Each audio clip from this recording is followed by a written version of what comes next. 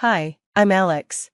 Growing up in the quiet suburbs might sound peaceful, but in our house, it was far from that. I'm the older sibling, and you'd think that comes with some perks, right? But no, my younger sister Jessica got all the attention. Our parents, Mike and Karen, had this perfect image of what a kid should be, and that was Jessica. For me, sports and hanging out with friends were my escape, but my parents didn't see it that way. They only pushed me towards academics. Just like Jessica, focus on your studies. Alex, why can't you be more like your sister? My mom, Karen, would say, always sounding disappointed. No matter how well I did on a test or project, it felt like I was walking on a never-ending tightrope. I remember one evening clearly. I was in the living room sketching, another hobby my parents didn't like, when Jessica came in, bragging about her latest A in math. Mike, my dad, immediately praised her. I tried to show them my drawing, hoping they'd appreciate it just once. Dad, look at this, it's for the school's art contest. Mike glanced at it briefly and said, that's nice, but maybe you should focus more on your calculus homework instead of these little projects. Feeling frustrated and like I was always second best, I went back to my room. My room was the only place where I felt like I could breathe, away from the constant comparisons. But even there, Jessica would sneak in and say things just loud enough for me to hear. Why even try? Alex, you'll never be good enough, she'd say, smirking. I'd grit my teeth, trying not to let her words get to me, but it was hard. Home felt like a battleground. Every achievement of Jessica's was celebrated, while mine were either ignored or criticized. One day, things blew up over something as small as social media. I was a sophomore, and Instagram was where I kept up with friends and shared bits of my artwork, my escape from the real world. One afternoon, Karen caught me with my phone, laughing at a friend's post. Honestly, Alex, every time I turn around, you're on that phone. It's like you're addicted, she snapped. It's just a break, Mom. I've been studying all afternoon, I replied, trying to stay calm. That's not what your teachers are saying. Your grades are slipping, and all you care about is this social nonsense. Jessica was standing by the doorway, smirking as usual. As soon as Karen walked away, she stepped in, pretending to be concerned, but her words were always dripping with sarcasm. You know, Alex, maybe if you cared more about your studies and less about your online life, Mom and Dad wouldn't be so hard on you, Jessica said, her voice sweet, but her eyes told a different story. What do you care, Jessica? You're not the one getting lectured every day, I snapped back. I'm just trying to help, she said, with fake kindness. The next day at school, things took a turn for the worse. As I walked through the hallway, people were whispering, and I caught words like abuser and violent. Confused, I found my best friend, Mark. What's going on? Why is everyone staring at me? I asked, feeling unsettled. Dude, it's all over school. They're saying you hurt Jessica, that you've been abusing her, Mark said. My heart dropped. What? That's insane. Who would say that? She's been showing people bruises. Alex, she said you got angry and hit her. It doesn't look good, man. It felt like I'd been punched. I rushed home, scared and furious, and found my parents waiting with serious looks on their faces. Your sister made some serious accusations. Alex, we've seen the bruises. Care to explain? Mike asked, his voice cold and full of accusation. They're lies. I didn't touch her. You have to believe me, I pleaded. Believe you? When your sister is upstairs crying, and your teachers are concerned about your behavior? Karen's voice was rising, full of disappointment. The argument escalated quickly, voices raised, accusations flying. I felt trapped, cornered by their disbelief and Jessica's lies. Then Mike delivered the final blow. We can't have this in our house. Alex, you're out. Go stay with your grandfather or anywhere else, just not here. Heartbroken and betrayed, I packed a small bag, my hands shaking. Jessica watched silently, her mission accomplished. When I arrived at my grandfather's house and the door closed behind me, I felt like my old life had fallen away. My grandfather welcomed me with open arms. You're always welcome here, Alex. This is your home now, as much as it is mine.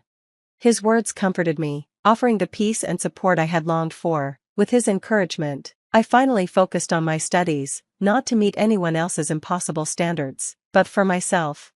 My interest in graphic design really started to grow as I began to explore my creativity without fear of criticism. One day, my art teacher looked over my portfolio and said, Alex, this is impressive work. You have a real gift. Hearing that praise felt unreal, but it was so validating. I spent hours in the library, studying design theories and digital art techniques, surrounded by the quiet buzz of students. This new academic environment was refreshing and free from the judgment I had faced before. One afternoon, a classmate asked, "Hey Alex, want to join us for a group project? We could really use your eye for design." "Sure, I'd love to help out," I replied, feeling valued for my skills for the first time. Meanwhile, things at my old home were falling apart. Jessica's perfect image was starting to crack under her own lies. Through calls with people we both knew, I heard bits of what was happening. "You wouldn't believe it, Alex. Jessica got caught lying about her grades this time. Your parents are struggling to cover it up." Hearing this didn't make me happy, but it did bring a sense of justice. My struggles hadn't been for nothing, and the truth about Jessica was finally coming out.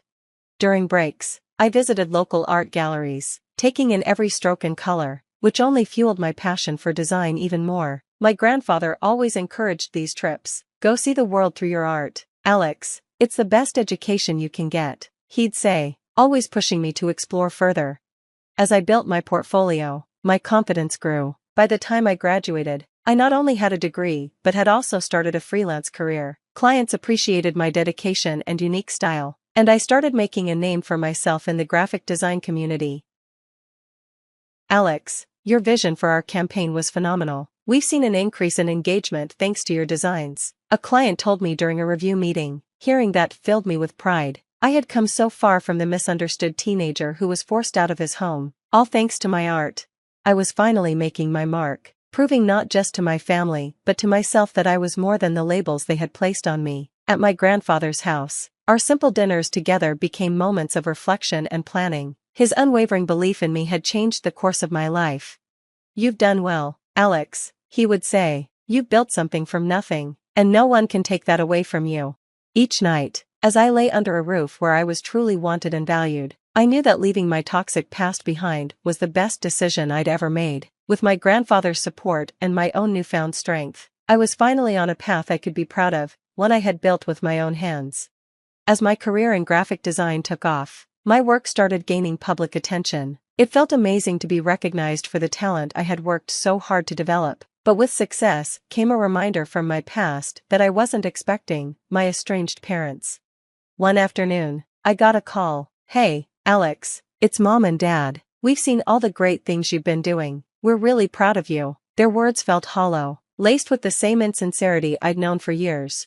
"What do you want?" I asked, my voice steady, already bracing for what was coming. "Well, we were wondering if we could meet up. There's something we need to discuss with you. It's been too long," Karen said, with a faint warmth in her tone. Against my better judgment, I agreed to meet, more curious than anything else. We met at a cafe, somewhere public, where I felt I could keep control. It didn't take long for their true intentions to surface. "So, Alex, we're in a bit of a financial bind. We need help with some renovations on the house," Mike began, cutting straight to the point. I felt a surge of resolve. "I'll help, but on one condition," I replied. "You publicly admit that Jessica lied about me, that everything she said was false, and that's why you kicked me out." Their expressions shifted, caught off guard by my demand. "You can't be serious, Alex. That's all in the past now. Why bring up old wounds?" Karen protested. "It's not just the past for me. I live with the consequences of what Jessica did, and what you both allowed, every day," I responded firmly. Predictably, they refused, unwilling to expose the family secrets for the sake of money. Their refusal stung, but it gave me the closure I needed. I stood up, ready to walk away from the past, and from them, for good. "Then we have nothing left to discuss," I said as I turned to leave. As I walked away, my phone buzzed. It was a text from Jessica. Out of the blue. "Alex, I'm sorry for everything. I was wrong. Please help them. For me." Her apology, though acknowledging her lies, did nothing to heal the scars she had left behind. It felt too little, too late. I chose not to respond to Jessica's message. Instead, I took a different approach. I gathered evidence of her past lies and my parents' complicity, and I shared it with our extended family. This wasn't about revenge, it was about finding peace and standing up for the truth. The backlash against my parents was immediate. Family members who had once ignored the situation could no longer look the other way. Through it all, I felt a huge weight lift off my shoulders. By standing in my truth, I was finally able to move forward, free from the lies that had kept me trapped. Exposing Jessica's lies and my parents' role in covering them up sent shockwaves through the family. The dynamic shifted dramatically. Relatives who had once taken their side now had to face the reality of what had really happened. At a large family gathering, the tension was thick. People who used to whisper about me were now whispering about them. It was surreal to see the tables turn. My grandfather, always my rock, stood by my side. His presence gave me the courage I needed to face the family. "You did the right thing, Alex. It's important that everyone knows the truth," he whispered as we walked into the venue. His unwavering support gave me the strength to stand tall. Throughout the evening, family members approached me, their expressions filled with apology and respect. "I had no idea, Alex. I'm sorry for not believing you sooner," one of my aunts said sincerely. It was a moment of validation, though bittersweet. Jessica and my parents kept to themselves, their usual confidence gone, replaced by the uncomfortable awareness of the family's judgment. For the first time, they were the ones on the outside, looking in. I could tell the reality of their isolation was hitting them hard. Jessica tried to make eye contact with me a few times, maybe hoping for some sign of forgiveness, but I stayed firm. This wasn't about revenge, it was about respect and the acknowledgement of the truth. "This has been a long time coming," I confided to a cousin who had been especially supportive. "I just needed to stand up for myself and put an end to the lies once and for all." As the evening drew to a close, I knew that I had finally reclaimed my voice and my story. I felt a deep sense of closure. By reclaiming my story, I had changed the narrative of our family as well. Things would never be the same, but I was okay with that. The turmoil had made me stronger, taught me to stand my ground, and most importantly, helped me trust my own voice. As I drove home with my grandfather, I glanced over at him, my heart full of gratitude. "Thanks for everything, Grandpa. I couldn't have done this without you," I said. "You're my grandson, Alex. I'd do it all over again if I had to," he replied, his voice steady and reassuring. As we drove under the starry sky, I felt a peace I hadn't experienced in years. My past, with all its pain and conflict, was finally behind me. Ahead lay my future, not just as a graphic designer, but as someone who knew his worth, a future bright with promise. And that wraps up Alex's story of resilience and redemption. Now, I'd love to hear from you. Do you think Alex made the right choice by exposing the truth about his family? Or should he have pursued reconciliation for the sake of family unity? Share your thoughts in the comments below. How do you think we should handle family conflicts? Is it better to seek justice or maintain peace? If you enjoyed this story, don't forget to like the video and subscribe to the channel for more stories like this. Your support helps us bring more engaging content to you. So, what's your take on Alex's decision? Let's discuss. I traced my fingers along the silk fabric, feeling its perfect weight and drape. This would be the centerpiece of my new collection, if I could keep my brand alive long enough to show it. "Miss Harrison?" My assistant Kate poked her head into my studio. "Your mother called again. They're expecting you for dinner at 7. I glanced at the clock. 6:30 p.m. Another carefully orchestrated family dinner at Marcus Wellington's mansion, where my stepfather would undoubtedly find new ways to belittle my dreams. "Thank you, Kate. Could you make sure the lookbook photos are ready for tomorrow? And confirm our meeting with the influencer agency?" "Already done," she smiled, then hesitated. "Are you sure about keeping the Paris plans quiet? Your family might be more supportive if they knew." I shook my head, carefully folding the silk. Marcus would only try to interfere. Better they think Isabella Harrison Designs is struggling. It makes tonight's performance more convincing. The truth was, my little boutique had outgrown its humble beginnings months ago. What started as a small atelier in Brooklyn had evolved into something much bigger, though I'd carefully hidden the evidence. Every time Marcus's spies reported back about my empty shop, I was actually meeting with luxury buyers in private showrooms. When he gloated about my amateur designs, major fashion editors were already fighting to feature them. But tonight, I needed to play the struggling designer one last time. The Wellington mansion loomed before me, all marble columns and old money arrogance. Marcus had bought it with my father's insurance money after marrying my mother, though he preferred everyone forget that detail. I smoothed my deliberately simple dress, one of my designs, but understated enough that Marcus wouldn't recognize it, and rang the bell. "Darling," my mother answered, all perfect makeup and nervous energy. "You're just in time. Marcus has big news." "I bet he does," I thought, kissing her cheek.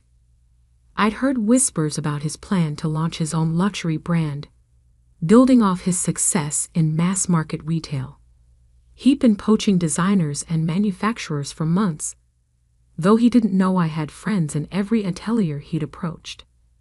The dining room was a monument to Marcus's idea of success. Crystal chandelier, antique furniture, and precisely arranged place settings that no one dared disturb. My younger half-sister Sophia sat quietly, tapping her phone under the table. At 16, she was already learning to navigate Marcus's moods. "Isabella." Marcus didn't bother standing as I entered. "I trust your little shop isn't keeping you too busy for family obligations." I took my seat, noting how he'd positioned me directly across from him. Classic power play. Never too busy for family. "Excellent." He smiled, all teeth and no warmth. "Because we need to discuss your future." The staff served dinner, elaborate French cuisine that Marcus barely touched while holding court. He loved an audience, especially a captive one. "I've been reviewing the family's investments," he began, swirling his wine. "Your mother and I have decided it's time for some changes." My mother flinched slightly. We both knew she hadn't decided anything. "Your boutique," Marcus continued, "has been draining resources for 2 years now. The foot traffic reports are abysmal. Your social media engagement is laughable. And those designs," he shook his head. "Let's be honest, Isabella, you're embarrassing the family name." I took a small bite of salmon, letting him build to his crescendo. "Therefore, I'm cutting your funding. It's time to close up shop and join the real world." In fact, his smile widened. "I'm launching a new luxury fashion line. Wellington haute couture. I could use someone with your basic understanding in a junior position, under proper supervision, of course." Sophia's phone clattered to the floor. She knew how hard I'd worked, how many nights I'd spent perfecting my craft, while Marcus built his empire on cheap knockoffs. "That's very thoughtful," I said carefully, watching my mother's face fall at my apparent surrender. "When do you need my decision?" "Decision?" Marcus laughed. "I'm not offering a choice, Isabella. The boutique's lease, your equipment, even your supply contracts. Who do you think has been underwriting all that? I own everything you've built." I stood slowly, placing my napkin beside my barely touched plate. "I see. Then I suppose I should go pack up my studio." "Don't be dramatic," Marcus sighed. "Stay, finish dinner. We're family after all. Tomorrow, my team will handle everything." I kissed my mother's cheek, whispered "watch the news tomorrow" in Sophia's ear, and walked out of the mansion for the last time. In my car, I finally allowed myself to smile. Marcus was right about one thing. Tomorrow would change everything. He just didn't know that his family obligation had outmaneuvered him at every turn. My phone buzzed. A message from Kate. "Influencer contracts signed. Celebrity fittings confirmed. Paris guest list finalized. And Marcus's team just tried to access our real financial records." Perfect. Let him think he found all my secrets. I drove to my real studio, not the decoy boutique Marcus had been watching, but the converted warehouse in Manhattan's garment district, where my team was putting the finishing touches on the collection that would debut at Paris Fashion Week. The collection that would make Isabella Harrison Designs a global luxury brand. And if Marcus thought he could steal it, he was about to learn that his stepdaughter had inherited more than just her father's talent for design. She'd also inherited his business acumen and his lawyers. Tomorrow would prove exactly who was embarrassing whom. The next morning dawned crisp and clear. Perfect weather for watching an empire crumble. I sat in my real studio's control room surrounded by screens showing security feeds from both locations. On one monitor, Marcus's acquisition team was breaking into my decoy boutique, smugly photographing the intentionally mediocre designs I'd left as bait. On another, celebrities were quietly entering my real studio through the private entrance. They found the fake financial records, Kate reported, watching the feed.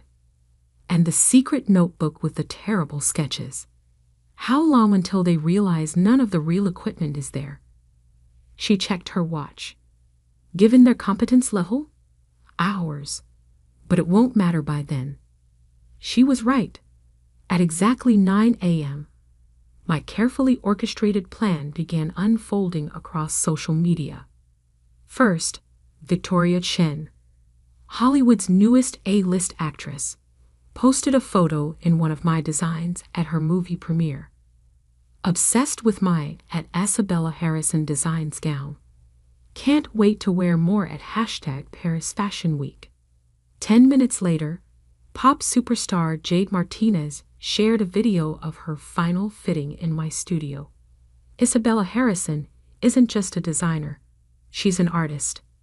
This collection is going to change fashion forever. By 9:30, my name was trending worldwide. My phone buzzed. Marcus. I let it go to voicemail, focusing instead on the real work ahead. In the main studio, 30 skilled artisans were putting final touches on the collection. Each piece represented months of innovation, combining traditional craftsmanship with cutting-edge technology. The centerpiece, a hand-embroidered gown with fiber optic threads that changed color with the wearer's movements, had already been purchased by 3 major museums. Miss Harrison, one of my seamstresses, called out. The Vogue team is here for the exclusive preview. I nodded, watching Anna Wilson, the magazine's formidable editor, enter with her entourage. She'd been one of my earliest supporters, recognizing the potential in my designs long before the celebrities and influencers.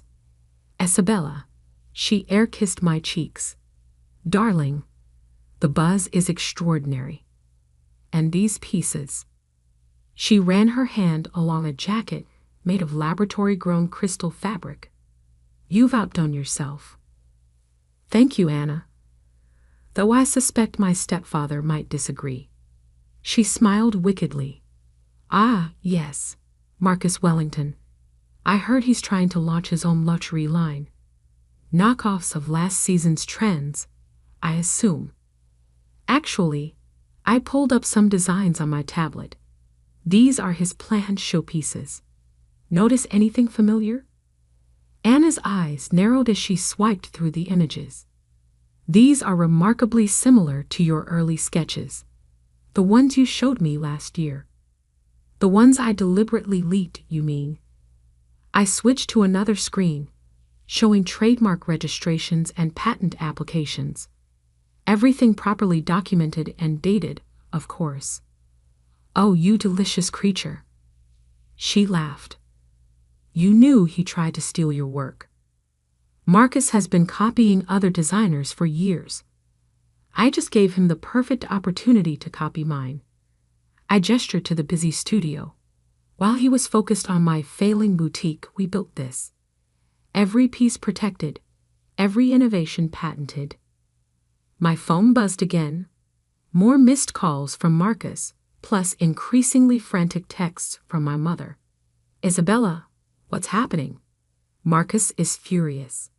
Darling, please call us. The news is saying you're showing at Paris Fashion Week. Finally, a message from Sophia. OMG sis, you're trending. Marcus is having a meltdown. This is epic. Kate appeared at my elbow. Marcus's team just realized the boutique is empty. No equipment, no patterns, no real inventory. They're calling his lawyers. Right on schedule. I checked the time. Is everything ready for the press conference? She nodded.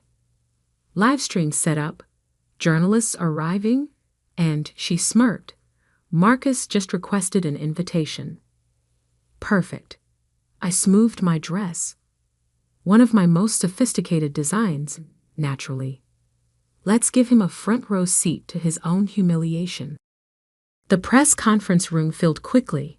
Fashion journalists, industry insiders, and social media influencers packed the space, all eager to understand how an apparently struggling designer had secretly built one of the most anticipated luxury brands of the year.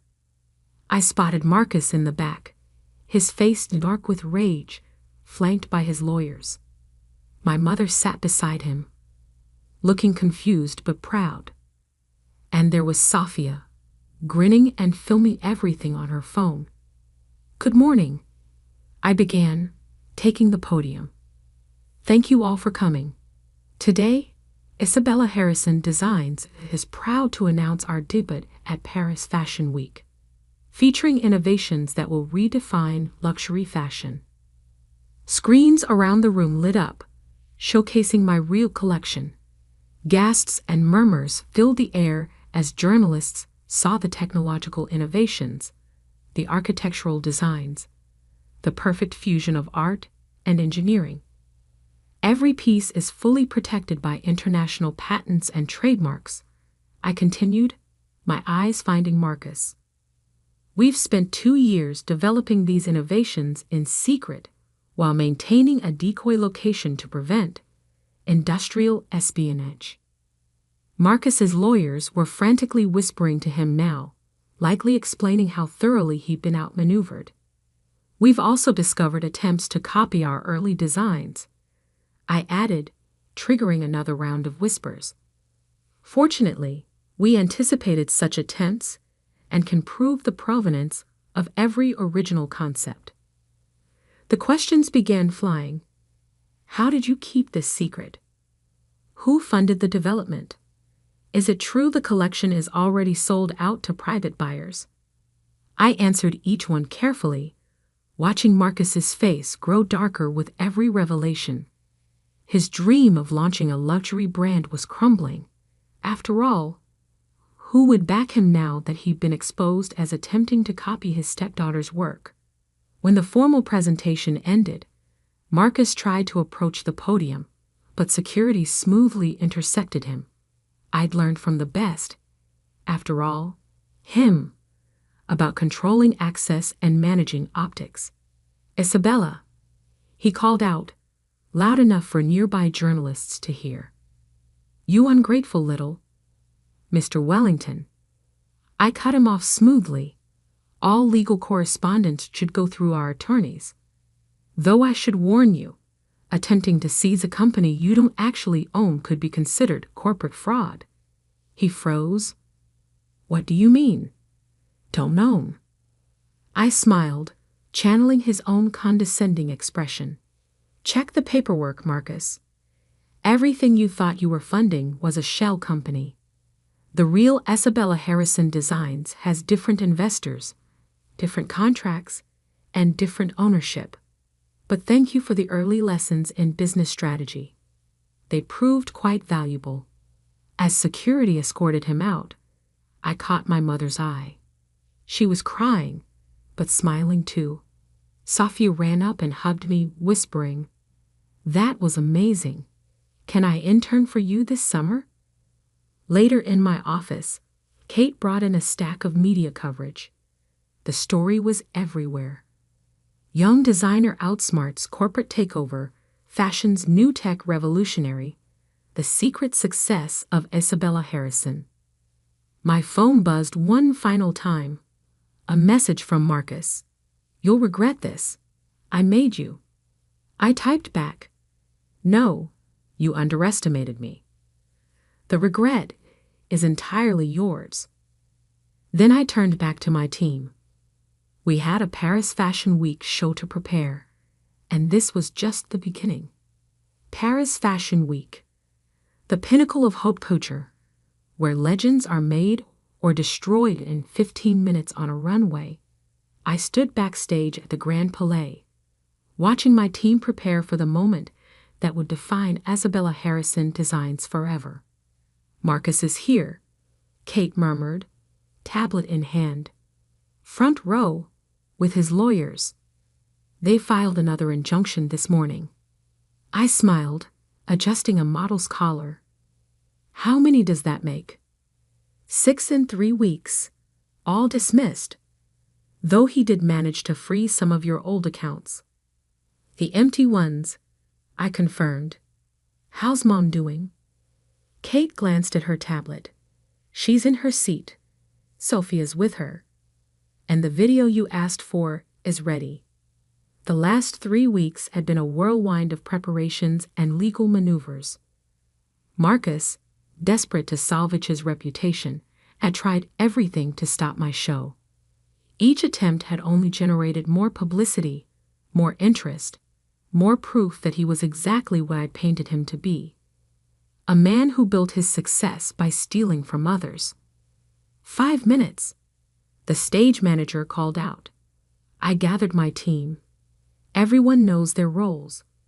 We've prepared for this moment for 2 years. Now let's show the world what real innovation looks like. The lights dimmed. The music began, a haunting melody I'd commissioned specifically for this show. The massive screens above the runway flickered to life, showing the journey of Isabella Harrison Designs from that small Brooklyn boutique to this moment. Then, the first model emerged. The crowd gasped as my crystal fabric jacket caught the light, refracting it into thousands of rainbow patterns. Each movement created new colors, new designs, new possibilities. The technology we developed didn't just make beautiful clothes, it redefined what clothing could be. More looks followed. The color-changing gown that responded to sound. The architectural pieces that transformed on the runway. The sustainable fabrics that looked like liquid metal, but felt like silk. Each innovation perfectly documented, patented, and protected. From my position backstage, I could see Marcus's face growing darker with each new revelation. He thought my little boutique was producing simple dresses and basic designs. Now he was watching 2 years of secret innovation parade past him, knowing he couldn't touch any of it. Halfway through the show, the screens changed.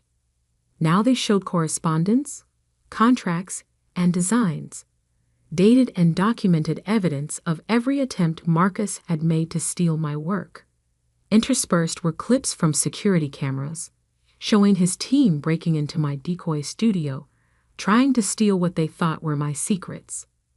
The fashion world is brutal, but it despises thieves more than failures. The final look was my masterpiece, a wedding gown that combined every innovation we developed. As the model reached the end of the runway, the dress began to transform, each layer revealing new patterns, new technologies, new possibilities. The audience rose in a standing ovation before the show even ended. In the chaos that followed, I made my way to where my mother sat, still applauding, tears streaming down her face. "Isabella," she whispered, hugging me tight. "Why didn't you tell me?" "Because Marcus would have used you to stop me," I said gently. "He had to believe he was in control." "He's ruined," Sophia announced gleefully, showing me her phone. Stock in Marcus's companies was plummeting as news of his attempted theft spread.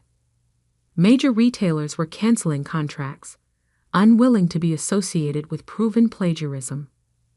"Ms. Harrison," journalists swarmed around us. "How does it feel to be the breakout star of Paris Fashion Week? Is it true you've already received orders worth over $50 million? Will you press charges against Marcus Wellington?" I held up my hand for quiet.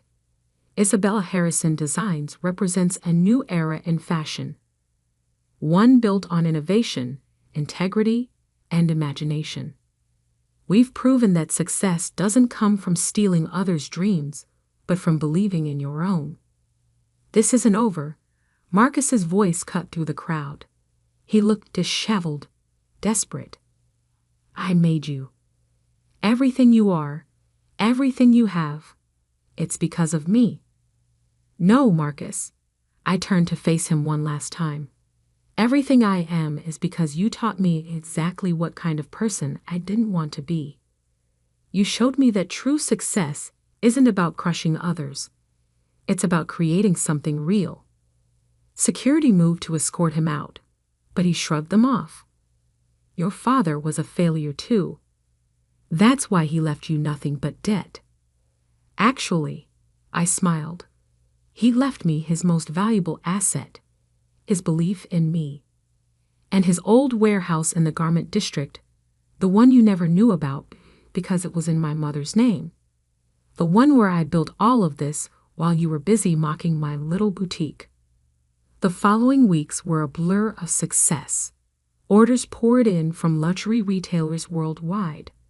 Our innovations were featured in technology magazines as well as fashion publications.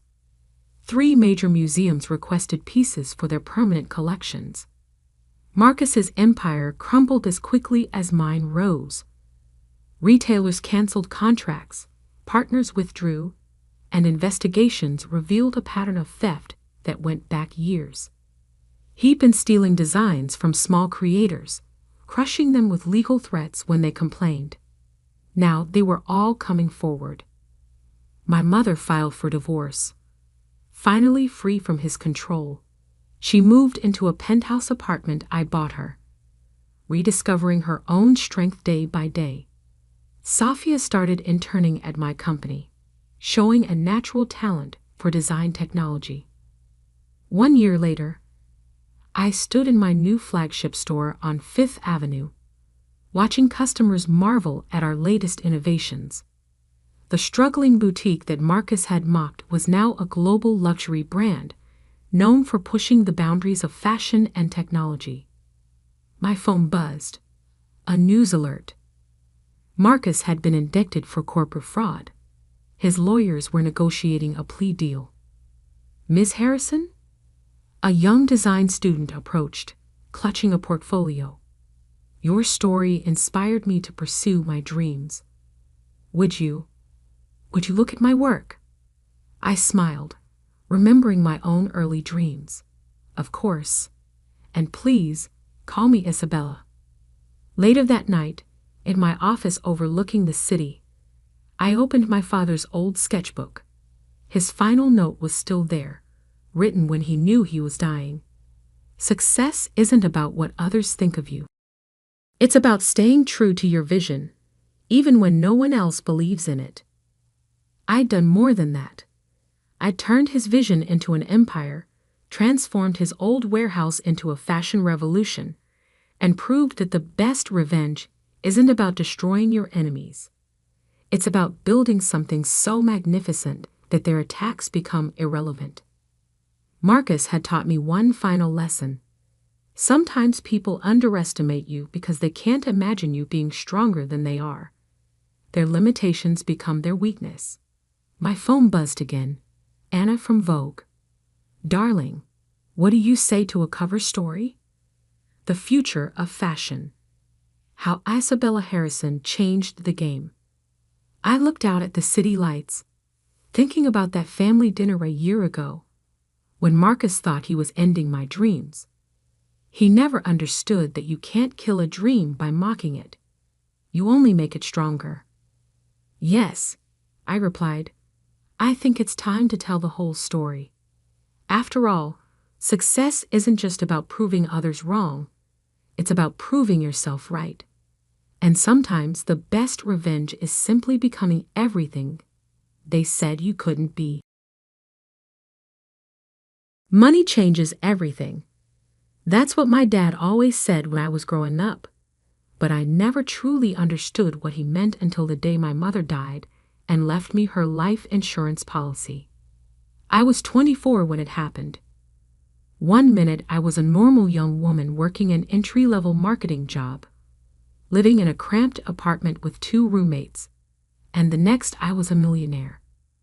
Mom had been smart with her investments, smarter than any of us knew. The policy was worth $2.8 million. Dad took it hard when she passed. For months, he barely left the house, barely spoke to anyone. I'd bring him groceries, make sure he ate, try to get him to join the land of the living again. Then he met Victoria. Victoria swept into our lives like a hurricane in designer heels. She was everything my mother wasn't. Loud, flashy, obsessed with status. She was also 15 years younger than my father and worked as a luxury real estate agent. "Your father needs someone to take care of him," she'd say, rearranging the furniture my mother had picked out. "And this house needs a woman's touch." I bit my tongue every time she said things like that. After all, Dad was smiling again, leaving the house, seeming more like his old self. If Victoria made him happy, I could learn to live with her constant jabs and subtle put-downs. Then came the day Dad announced they were getting married. "Isn't it wonderful, Sophie?" He beamed, holding Victoria's hand across the dinner table. "We're going to start a whole new chapter." Victoria's smile was all teeth. "And of course, we'll need a new house to start our new life. Something more suitable." Her eyes swept dismissively around my childhood home, the home my mother had lovingly decorated over 20 years. I should have seen it coming. Within a week, Victoria had convinced Dad to list our house. "The market is hot right now," she argued, "and I've found the perfect place for us." The perfect place turned out to be Oakwood Manor, a sprawling colonial revival mansion in the city's most exclusive neighborhood. Victoria had been trying to sell it for months without success. The price tag of $3.2 million was steep even for that area. "But with your father's savings and the money from this house," she explained, gesturing around my childhood home, "we can almost make it work. We'll just need a small mortgage." I watched Dad nodding along, completely under her spell, and felt my stomach turn.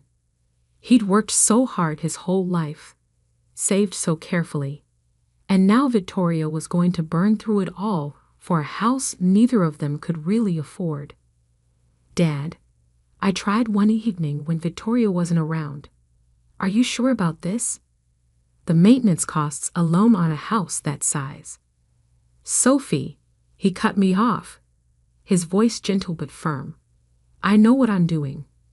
Victoria knows the real estate market. She says this is a solid investment." I wanted to scream that Victoria only knew how to spend money, not save it. That the commission she'd make on selling both houses was clearly clouding her judgment.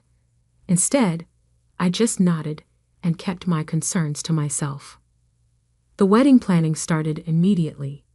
Victoria threw herself into it with the same excessive enthusiasm she brought to everything else. No expense was spared. The most expensive venue, the fanciest caterers, the works. "It's going to be the event of the season," she'd gush during our forced family dinners. "Everyone who's anyone will be there." Then came the day she dropped her bomb. "Sophie, dear," she said, her voice dripping with false sweetness, "about the wedding. I know you're expecting to be part of the bridal party. I wasn't. I'd made no such assumptions. But I've already promised those spots to my nieces. They're much closer to my age, you understand, and they'll look so much better in the photos." I kept my face carefully neutral. "That's fine, Victoria. I understand." "Oh, good." She clapped her hands together. "Because I do have a role for you. You can attend if you serve drinks." The silence that followed was deafening. Even Dad, who usually let Victoria's jabs slide, looked uncomfortable. "Victoria," he started, but she waved him off. "Oh, don't look at me like that. Sophie's always going on about wanting to help, wanting to be involved. Well, this is how she can help. We're short a server, and it would save us some money." I could feel Dad watching me, waiting to see how I'd react. Victoria was smirking, clearly expecting me to refuse, to cause a scene that would paint me as the difficult one yet again. Instead, I smiled. "Of course I'll help. Whatever you need." The look of disappointment that flashed across her face was almost worth the humiliation she was trying to inflict. What Victoria didn't know, what no one knew, was that I'd been watching her carefully these past months. I'd seen her showing Oakwood Manor to potential buyers, watched her growing increasingly desperate as each offer fell through.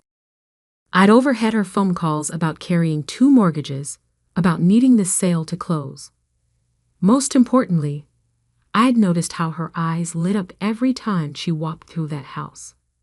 It wasn't just a commission to her, it was her dream home, the one thing she wanted more than anything else. And thanks to my mother's final gift, I had the power to take it away from her. The next morning, I made a call to my own real estate agent. It was time to make some dreams come true and shatter others into a million expensive pieces.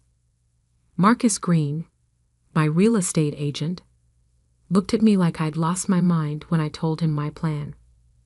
"Let me get this straight," he said, leaning back in his chair.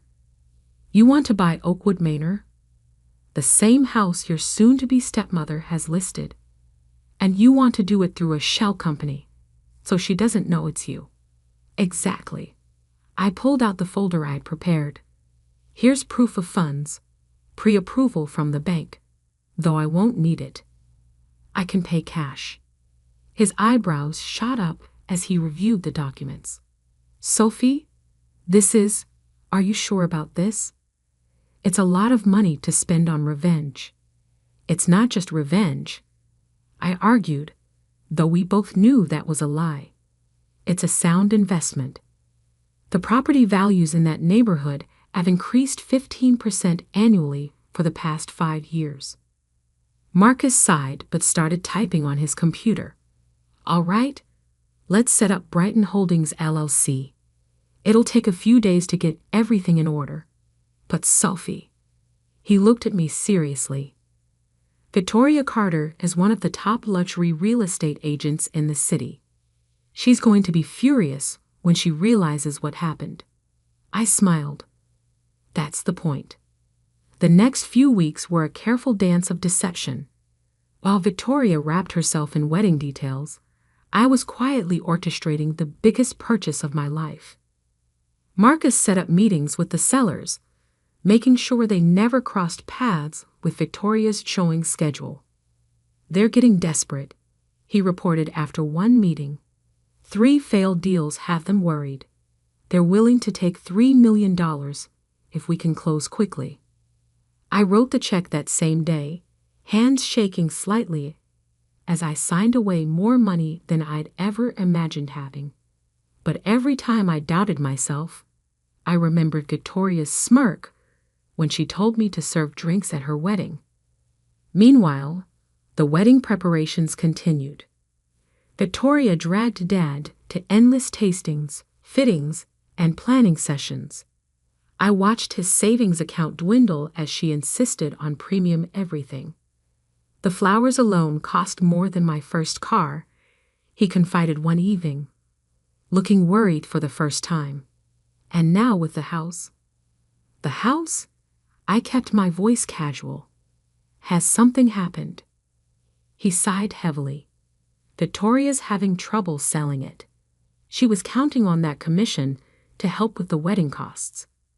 Now she's talking about taking out a second mortgage on our current house to cover everything." My blood boiled. She was going to drain him dry before they even said, "I do." The day before the wedding, Victoria called a final rehearsal at the venue, some overpriced country club she'd chosen. I arrived early, dressed in the server's uniform she'd insisted I wear. "Oh, good, you're here," she said, barely glancing at me. "The other servers will show you what to do. Just try not to embarrass me." I spent the next hour learning drink service protocols while Victoria practiced her entrance for the 1,000th time. Her nieces, all perfectly coiffed and coordinated, simpered and praised her every move. "She's going to look amazing tomorrow," one of them gushed, especially in their new house. Victoria preened.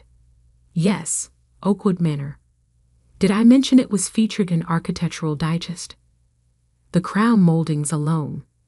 If you can sell it," another niece said innocently. Victoria's face darkened.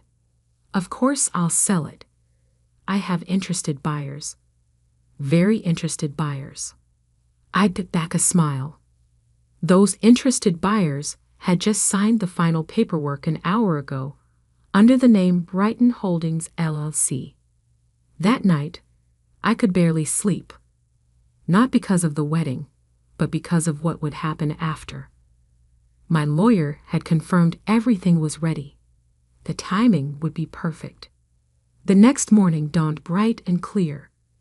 I arrived at the country club early, helping set up the bar as Victoria had demanded.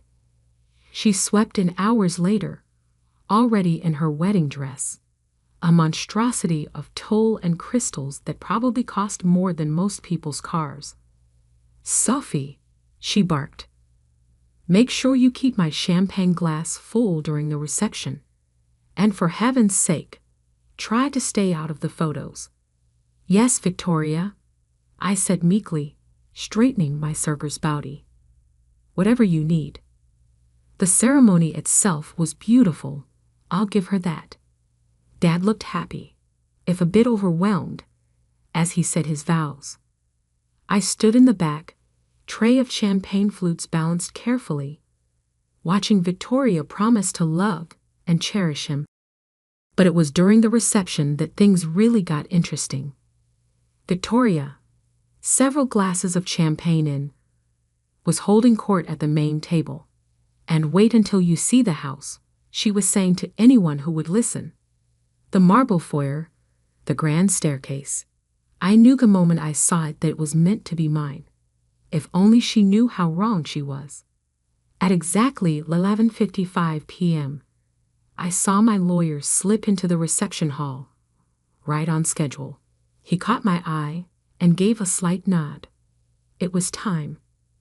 I watched my lawyer, James Patterson, make his way through the crowd. He was carrying a sleek leather briefcase, the kind that screamed expensive legal documents inside. Victoria, ever attuned to displays of wealth, noticed him immediately. "Can I help you?"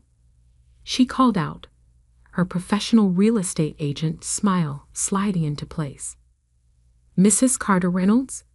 James asked formally, using her brand new married name. "I have some documents regarding Oakwood Manor that require your immediate attention." Victoria's face lit up. She'd been drinking champagne all night, celebrating not just her wedding, but also her apparent triumph. "Oh, has someone made an offer?" "Actually," James said, pulling out a thick envelope, "the house has already been sold. These are the final executed documents. The new owners wanted you to have them, as a wedding gift." The color drained from Victoria's face. "What?" "That's impossible. I'm the listing agent. All offers have to go through me." "Not when the buyers work directly with the seller's agent," James replied smoothly. "Brighton Holdings LLC closed on the property this morning. All cash offer, no contingencies. The deed has already been recorded." Victoria snatched the envelope, her perfectly manicured hands shaking as she ripped it open. Around her, the wedding guests had gone quiet, sensing the drama unfolding. 3 million, she whispered, scanning the documents.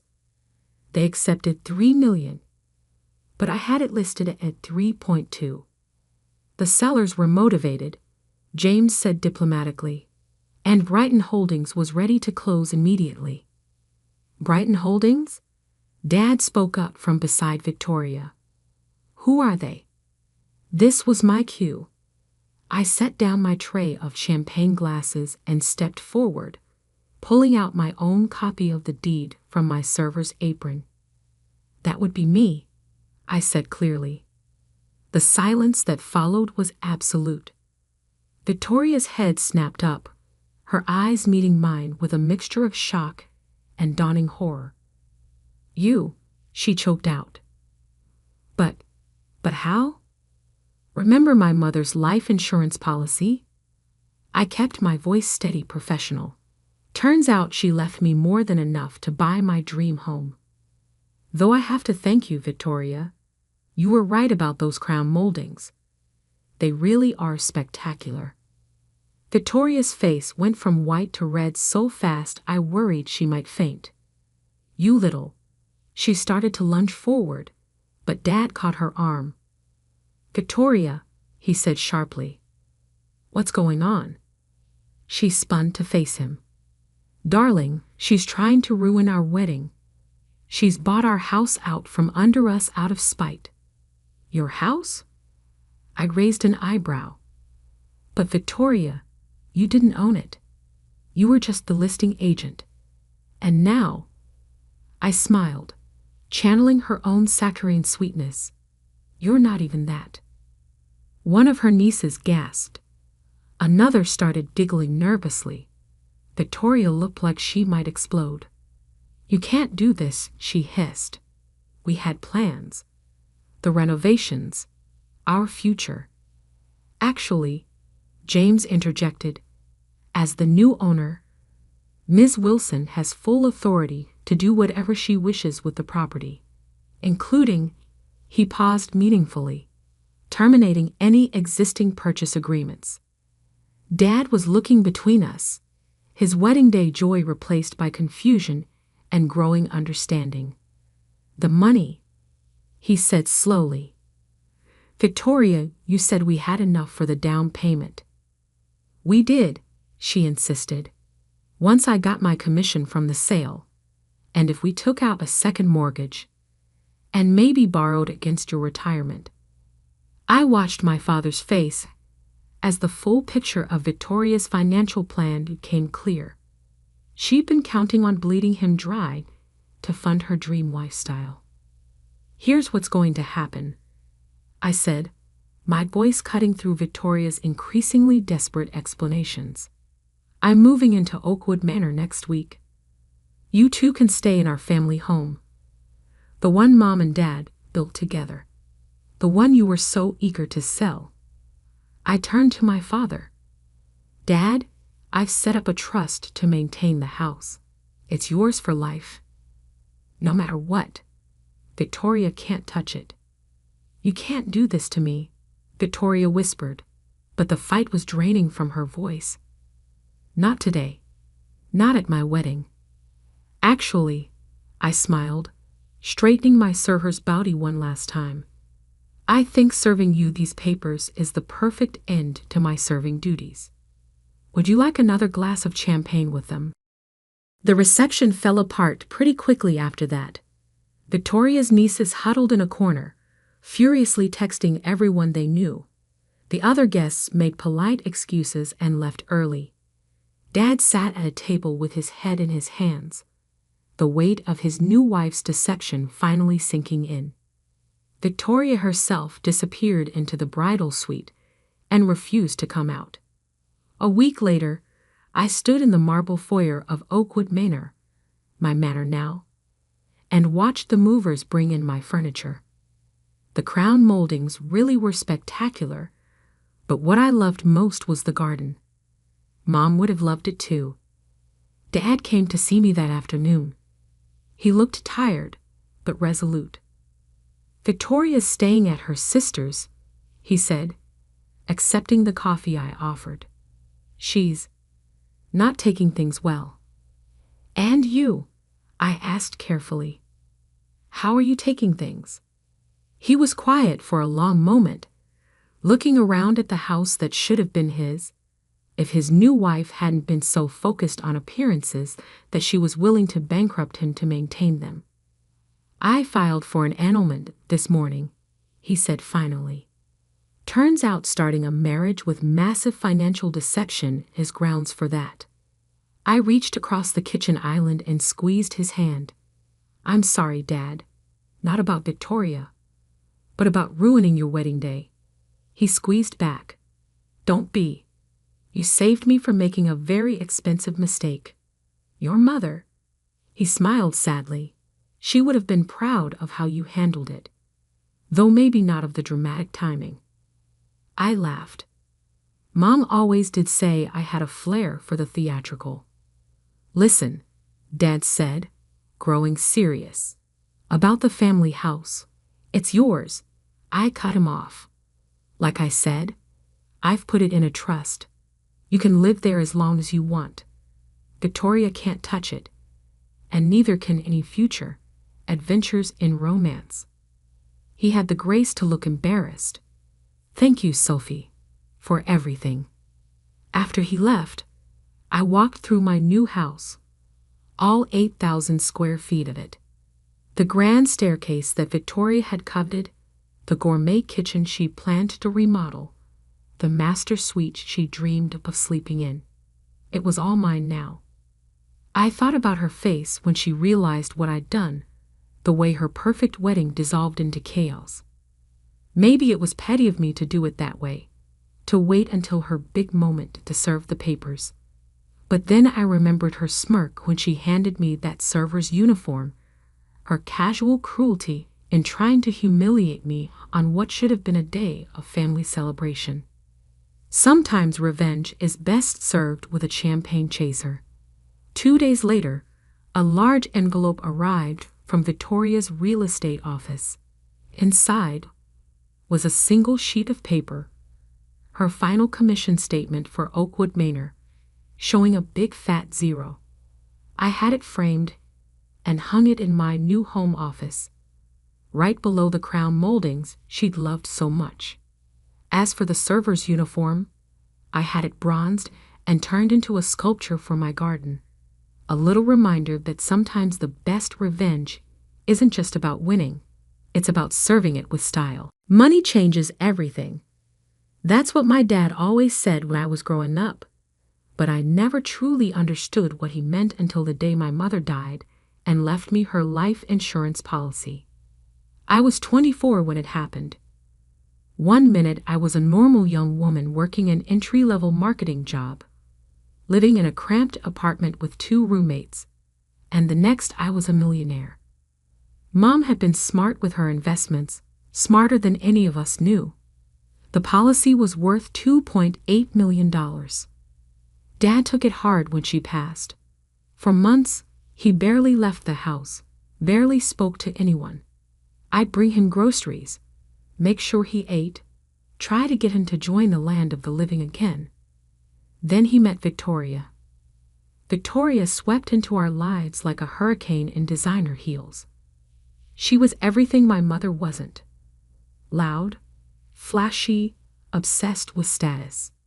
She was also 15 years younger than my father and worked as a luxury real estate agent. Your father needs someone to take care of him, she'd say, rearranging the furniture my mother had picked out. And this house needs a woman's touch. I bit my tongue every time she said things like that. After all, Dad was smiling again, leaving the house, seeming more like his old self. If Victoria made him happy, I could learn to live with her constant jabs and subtle put-downs. Then came the day Dad announced they were getting married. Isn't it wonderful, Sophie? He beamed, holding Victoria's hand across the dinner table. We're going to start a whole new chapter.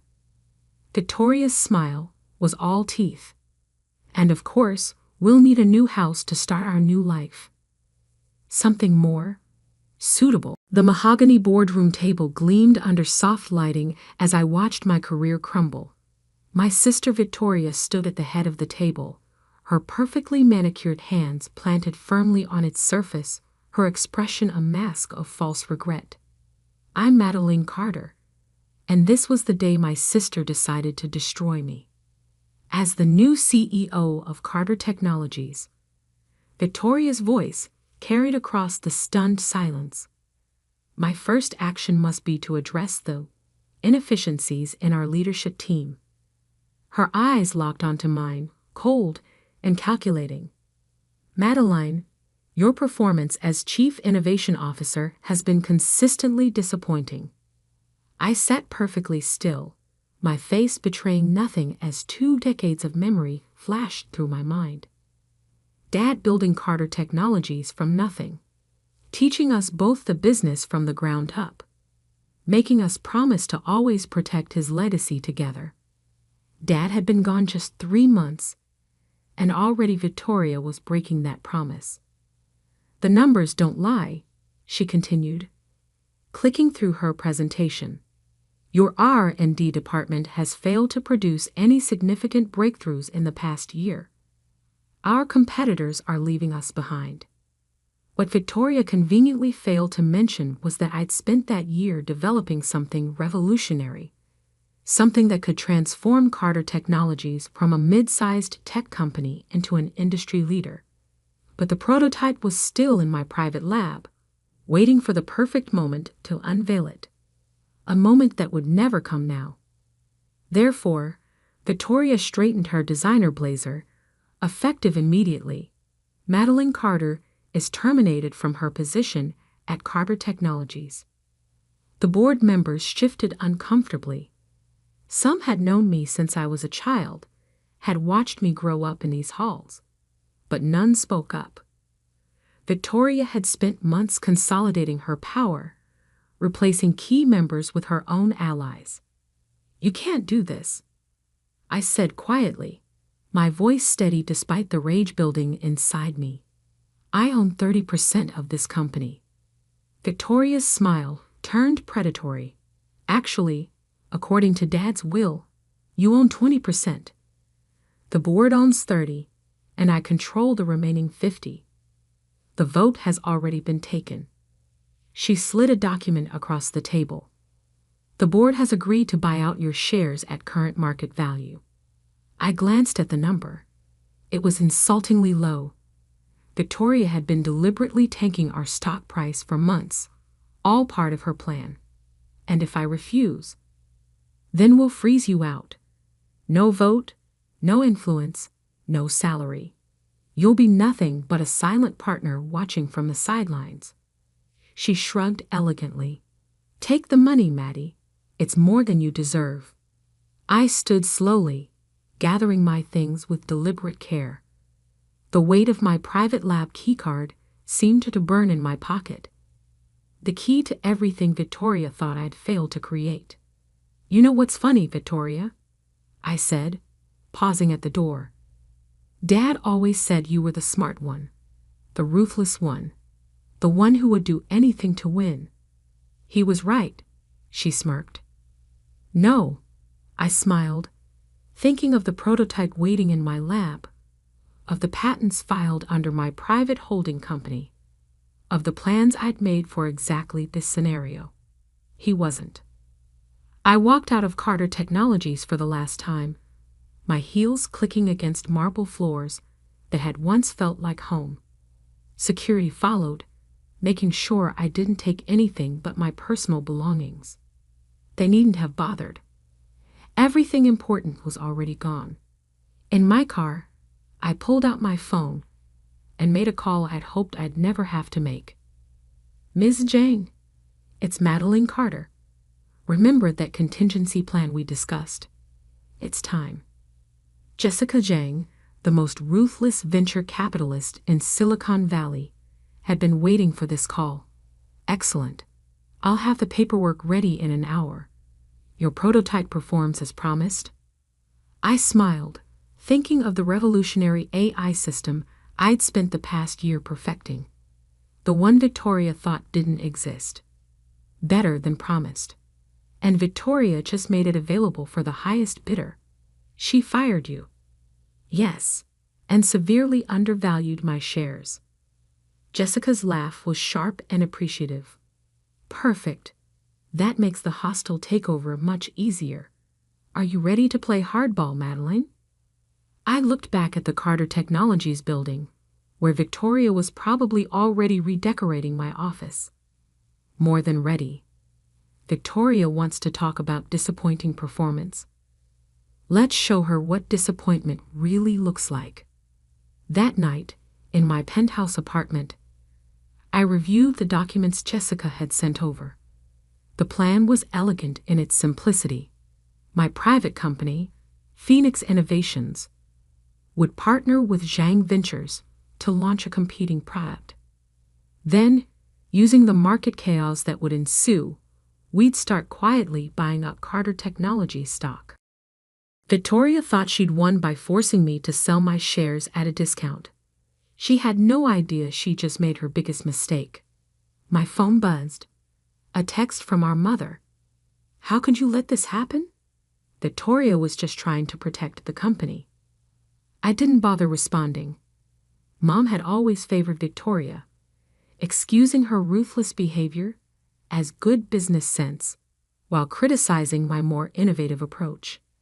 Instead, I opened my laptop and began typing an email to Carter Technologies' biggest clients. They deserved to know that the company's most innovative products, the ones they'd been eagerly awaiting, were about to come from a different source. Victoria wanted a war. Fine. But she was about to learn that sometimes the quietest soldier is the most dangerous. And I had been very, very quiet. My prototype sat in its secure case, ready to revolutionize the tech industry. Victoria thought she'd stripped me of everything. She didn't realize she'd actually set me free. In 3 months, I would walk back into that boardroom. But this time, I wouldn't be the one getting fired. This time, I would own everything. The next 3 months transformed everything. While Victoria was busy redecorating my old office at Carter Technologies, I was building her worst nightmare. My new headquarters occupied the top floor of a gleaming skyscraper across town. Floor-to-ceiling windows offered a perfect view of Carter Technologies' building, a constant reminder of what I was fighting for. The prototype testing is complete, Dr. Marcus Chen, my lead engineer, announced as he entered my office. It's exceeding all benchmarks. Zhang Ventures is impressed. I smiled, reviewing the data on my tablet. The AI system I developed would revolutionize how companies handle data processing. It was exactly what our biggest clients had been begging for, and exactly what Victoria thought I'd failed to create. What's the word from Carter Technologies? I asked, though I already knew. I had sources everywhere now. Marcus grinned. Chaos. Their stock dropped another 15% this morning. Clients are jumping ship left and right. Victoria's trying to fast-track a competing product, but all their best engineers now work for us. I finished. I'd made sure to hire them within days of my departure, offering better pay and creative freedom. My phone buzzed. A text from my mother. Victoria's struggling. The board is asking questions. Please stop whatever you're doing. I deleted it without responding. Victoria had made her choice 3 months ago. Now she could live with the consequences. Jessica Zhang strode into my office, her sharp suit and sharper smile indicating good news. We just acquired another 5% of Carter Technologies through our shell companies. That puts us at 18% total. I nodded, pulling up the ownership breakdown on my screen. Victoria still thinks she's untouchable with her 50% stake. She hasn't noticed the ground shifting under her feet. Speaking of shifting, Jessica settled into a chair. Your old friend, James Morrison from the board, reached out. He's ready to flip his voting shares to our side. Apparently, Victoria's latest temper tantrum in the boardroom was the last straw. I remembered James. He'd been one of my father's closest friends and had never approved of Victoria's hostile management style. His 10% stake would be crucial. Perfect timing, I said. The product launch is scheduled for next week. Once we announce Phoenix Innovations' new AI system, Carter Technologies' stock will plummet. Jessica finished, her smile predatory. And we'll be ready to buy. The product launch was everything we planned for. I stood on stage at the tech industry's biggest conference, presenting the AI system that would change everything. In the audience, I spotted several Carter Technologies board members, their expressions growing increasingly panicked as they realized what they'd lost. Victoria sat in the front row, her face a mask of fury as she watched me unveil the innovation she'd claimed I couldn't create. When I announced that Phoenix Innovations had already signed contracts with 3 of Carter Technologies' biggest clients, she stormed out. The next morning, Carter Technologies' stock dropped 40%. Your sister's online one, my assistant announced later that day. She sounds upset. I let it ring through to voicemail. Victoria had never bothered to listen to me. Now it was my turn not to listen to her. Her message was exactly what I expected. Threats, accusations, demands to know how I'd stolen her clients. She still didn't understand that she'd driven them away herself, with her focus on short-term profits over innovation. The hostile takeover proceeded exactly as planned. As Carter Technologies' stock price fell, our shell companies kept buying. Board members, seeing the writing on the wall, began selling their shares, conveniently to buyers we controlled. Victoria fought back, of course. She tried to rush out competing products, but without the innovative talent she'd driven away, they were pale imitations. She attempted to sue me for patent infringement, but all my innovations were legally protected under Phoenix Innovations. She even tried to turn our parents against me. Not that she needed to. They'd always taken her side. But this time, it didn't matter. I wasn't the quiet, accommodating sister anymore. 2 weeks before the final board meeting, I received an unexpected visitor. James Morrison stood in my office, looking both impressed and slightly amused. Your father would be proud, he said, looking around at what I'd built. He always said you were the real innovator. Victoria just couldn't see it. I raised an eyebrow. Is that why you're here? To tell me Dad would approve. He shook his head. I'm here to warn you. Victoria knows she's losing control. She's planning something desperate for the board meeting. Let her try, I said calmly. Everything's already in motion. James studied me for a moment. You know, she always thought you were the weak one, the quiet one who would never fight back. I smiled, thinking of all the quiet moments I'd spent planning this very outcome. That was her first mistake. The night before the board meeting, I stood in my office looking across at the Carter Technologies building. Tomorrow, everything would change. My phone buzzed with a final text from Victoria. Whatever you're planning, it won't work. This is my company. I didn't bother responding. Instead, I opened my laptop and reviewed the final numbers one last time.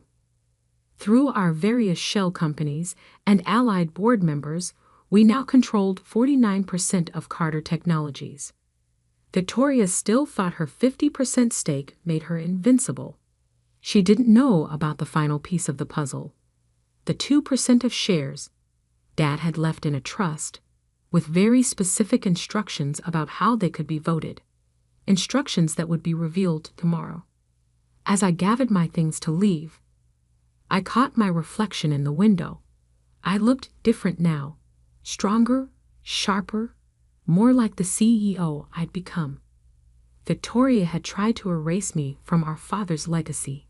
Instead, she'd given me the push I needed to build my own. Tomorrow, I would walk into that boardroom not as the sister she betrayed, but as the woman who now controlled her fate. And this time, there would be no false regret, no fake sympathy. Just pure, cold, corporate justice. The morning of the board meeting, I arrived early at Carter Technologies. The security guards, who still remembered me from my childhood days running through these halls, nodded respectfully as I passed. They'd seen enough corporate drama to know which way the wind was blowing. The boardroom looked exactly as it had 3 months ago, down to the gleaming mahogany table where Victoria had tried to destroy my career. But today, different papers waited at each seat, documents that would change everything. Victoria burst in at 8:55 a.m., her usual confidence slightly frayed around the edges. She faltered for just a moment when she saw me sitting calmly at the table. "You're not supposed to be here," she snapped. "This is a closed board meeting." Actually, James Morrison spoke up from his seat. Ms. Carter was officially invited. As the CEO of Phoenix Innovations, she has some rather important business to discuss. Victoria's eyes narrowed as she took in the room. Several of her most reliable board allies were conspicuously absent, replaced by faces she didn't recognize, representatives from our shell companies. "What's going on?" she demanded, her voice rising. "Where's Theodore and Patricia?" "They sold their shares," I said softly, "along with most of your other allies. Check your phone, Victoria." The SEC filings went public this morning. She grabbed her phone, her face paling as she scrolled through the notifications. This is impossible. I control 50%. 50% isn't enough when the rest of the board votes as a bloc.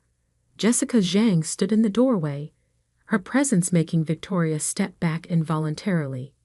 "And your leadership has been, shall we say, less than inspiring lately." Victoria spun to face me, realization dawning. You've been buying up shares through shell companies. That's why the stock price kept falling. You were manipulating the market." "No," I corrected her. "The stock price fell because you drove away our best talent, alienated our biggest clients, and failed to innovate. We just helped the market recognize your true value." "It doesn't matter," she said, but her voice wavered. "I still control 50%. You can't outvote me." "About that," James pulled out a sealed envelope. "Your father left certain instructions with the trust that holds 2% of company shares. Instructions that could only be revealed under specific circumstances."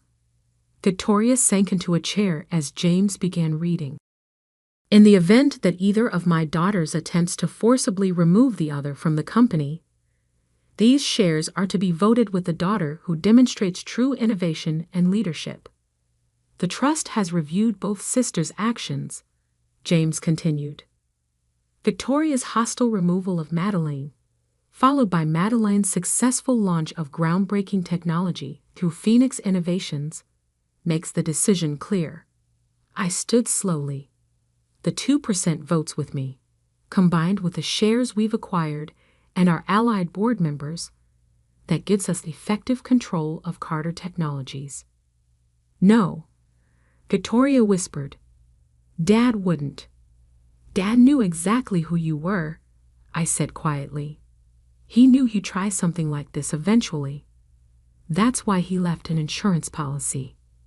"The first vote," Jessica announced, "is to remove Victoria Carter from her position as CEO, effective immediately." "You can't do this." Victoria shot to her feet. "This is my company."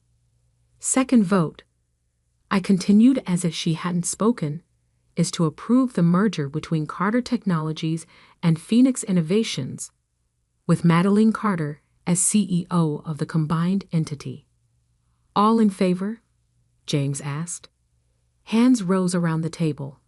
Victoria watched helplessly as her empire crumbled. The votes are recorded, Jessica stated formally. Victoria, you'll need to clear out your office by the end of the day. And if I refuse, then I'll have security escort you out, I said calmly. Just like you did to me 3 months ago. She stared at me, tears of rage forming in her eyes. I'm your sister. You stopped being my sister the moment you chose power over family. I'd pressed the intercom. Security, please escort Ms. Carter to her office to collect her belongings. As Victoria was led away, our mother burst into the boardroom. What have you done? How could you do this to your sister? I met her gaze steadily. The same way you both did it to me. The difference is, I did it legally and ethically, and I did it better. Over the next year, the merged company flourished. My AI technology revolutionized the industry, just as I'd planned. Stock prices soared, clients returned, and innovation once again became our driving force. Victoria tried to fight back, of course. She attempted lawsuits, leaked stories to the press, even tried to start a competing company. But without Dad's name or money behind her, she discovered just how hard it was to succeed on merit alone. Our parents took her side, naturally. Holiday dinners became a thing of the past, but I didn't mind. I had built my own family now. A team of brilliant innovators who valued creation over destruction.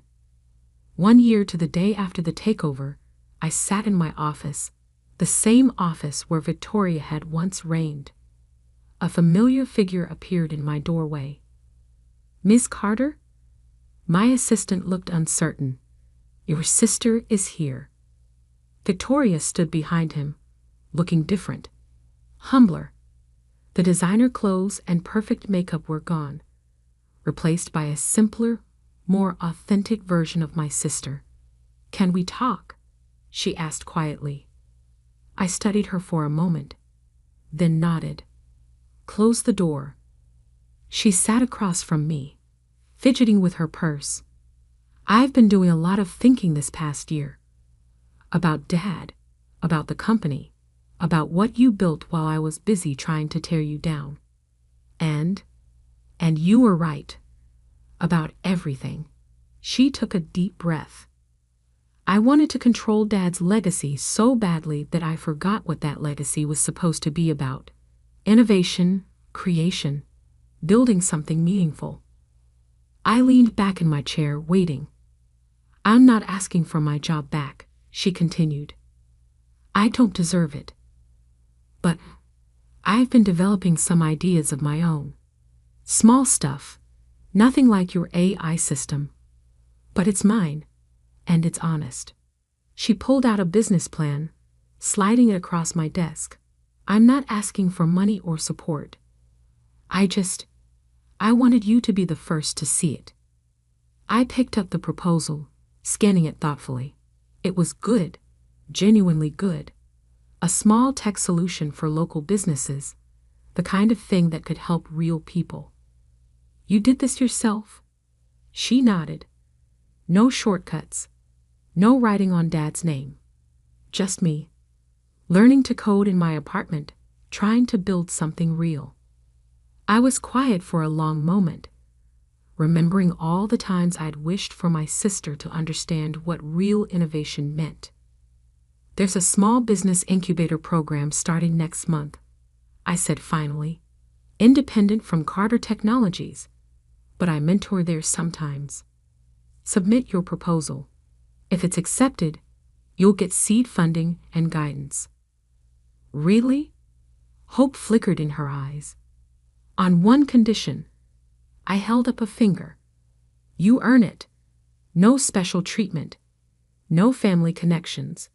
Just your idea and your work ethic. She stood, straightening her shoulders. That's all I'm asking for. A fair chance to prove myself. As she turned to leave, I called after her. Victoria? She paused at the door. Dad would be proud. Not of what happened before, but of what you're trying to do now. A small smile curved her lips, not the predatory smirk I remembered, but something more genuine. Thanks, Maddie. But I think he'd be prouder of you. After she left, I stood at my window, looking out at the city where both our dreams were taking shape. Victoria had needed to lose everything to learn what real success meant, and I had needed to lose my place in the family to find my true strength. Sometimes the best revenge isn't about destroying your enemy. It's about building something so magnificent that they're forced to change just to keep up. And sometimes, if you're lucky, that change creates something better than revenge. It creates understanding. As for me, I kept Dad's old nameplate on my desk, right next to my own. A reminder that legacies aren't inherited. They're built, one innovation at a time. And I was just getting started. With an IQ of 152, you could be running companies, not teaching children their ABCs. I'd heard variations of this statement from my father throughout my life, but this time was different. This time, Harrison Bennett wasn't just expressing disappointment in his daughter's career choice. He was cutting me off completely. I'm Alexandra Bennett, Alex to my friends, and at 28, I'd finally done the unthinkable. I'd accepted a position as a high school teacher instead of joining Bennett Technologies, my family's thriving tech company. The mahogany-paneled walls of my father's home office seemed to close in as he paced behind his desk, his custom Italian loafers wearing a path in the Persian carpet. My mother, Catherine, sat perfectly poised in her designer armchair, her expression a carefully crafted mask of concern. "Alexander, darling," she said, her voice dripping with practiced patience. "You have to understand how this looks. We've invested everything in your education. The best private schools, Harvard Business School, leadership training, and now you want to throw it all away to teach teenagers." I straightened my spine, feeling the weight of my teaching credentials in my bag. I'm not throwing anything away. I'm using my education exactly how I want to use it. How you want? Dad's voice rose as he spun to face me. What about what this family needs? The company needs. Your brother James is handling the technical side, but we need you for operations and strategy. It was all planned out. Ah, yes, the plan. The grand Bennett dynasty blueprint that had been laid out since before I was born. James would handle the engineering and product development, following in Dad's footsteps, while I would manage operations and eventually become CEO, inheriting Mom's role. Perfect symmetry, perfect succession. Except I had my own plans. Dad, I've taught coding workshops for 3 years alongside my MBA. I've seen the impact direct education can have. The excitement when a student finally grasps a concept, the potential unleashed when. Potential? He slammed his hand on the desk, making the family photos rattle. You want to talk about potential.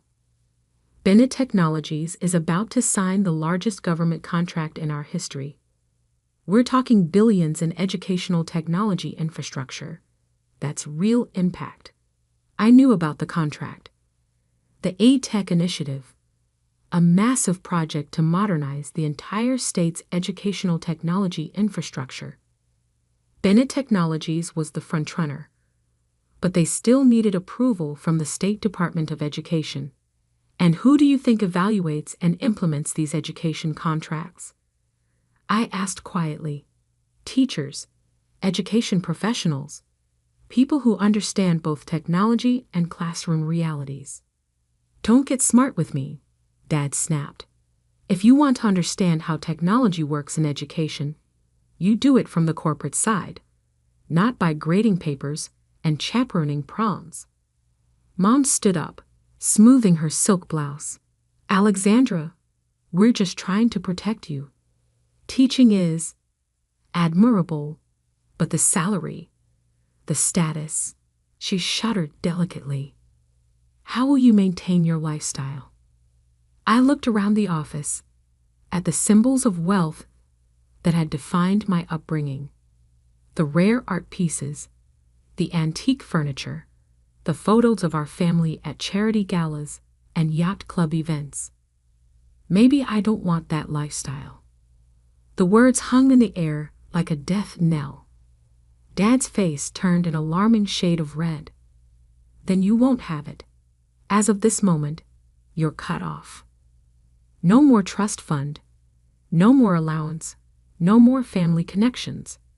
If you want to live like a teacher, you'll do it without our support.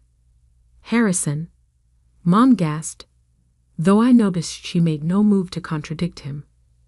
You have a choice, Alexandra, Dad continued, his voice cold. Take your rightful place at Bennett Technologies, or face the consequences of your idealism. I stood up, surprising myself with how steady my legs felt. I've already made my choice.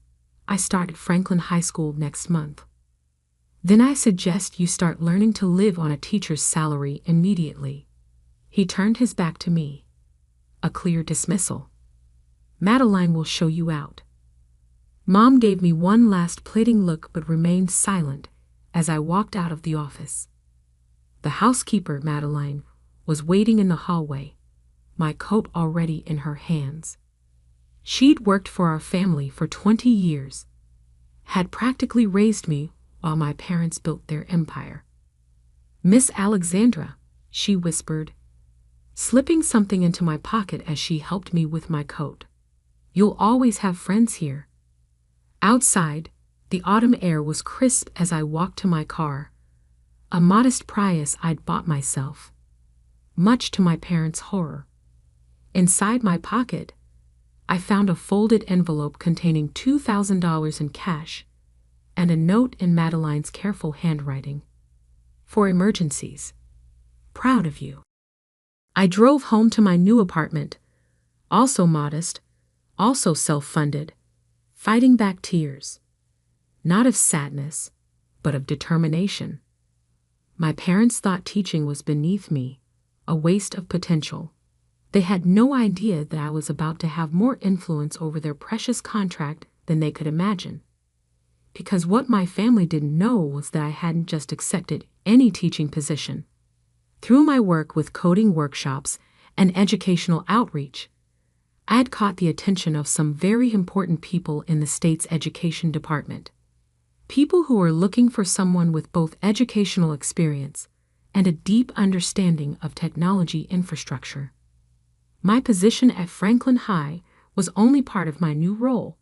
The other part, the part I couldn't tell my parents about due to confidentiality agreements, was as Special Advisory Chair to the State Education Technology Implementation Committee. In other words, I would be one of the key people evaluating and approving that billion-dollar contract my father was so excited about. But that would be a lesson for another day. Right now, I had curriculum planning to do and a classroom to prepare.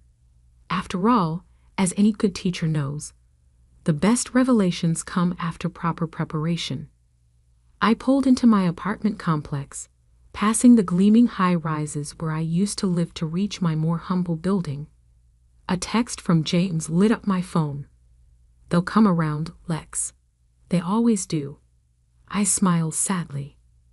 My brother meant well, but he didn't understand. This wasn't about them coming around. It was about standing my ground, about proving that success isn't measured by the size of your office or the number of zeros in your bank account. Sometimes the most important lessons are the ones that hurt the most to teach, and I was about to give my parents an education they'd never forget. The first month of teaching at Franklin High School taught me more about leadership than any Harvard Business School course ever did. Standing in front of 30 teenagers, trying to make computer science both accessible and engaging, required skills that couldn't be learned from textbooks or board meetings. Miss Bennett, Maria Rodriguez, one of my brightest students, raised her hand during our coding workshop. Why do schools always get stuck with outdated technology? My cousin's private school has all the latest equipment, but here we're working with computers older than we are. The question hit close to home. The very contract my father was pursuing was meant to address this disparity, but I knew Bennett Technologies' proposal focused more on profit margins than educational equity. That's actually a complex issue, I began, seeing an opportunity for a real-world lesson. Who here knows anything about educational technology procurement? Blank faces stared back at me. Okay, let's break it down. When schools need technology, they have to go through a whole process. I started sketching on the whiteboard, creating a flowchart of the procurement process. By the end of class, my students understood more about educational infrastructure than most corporate executives I knew.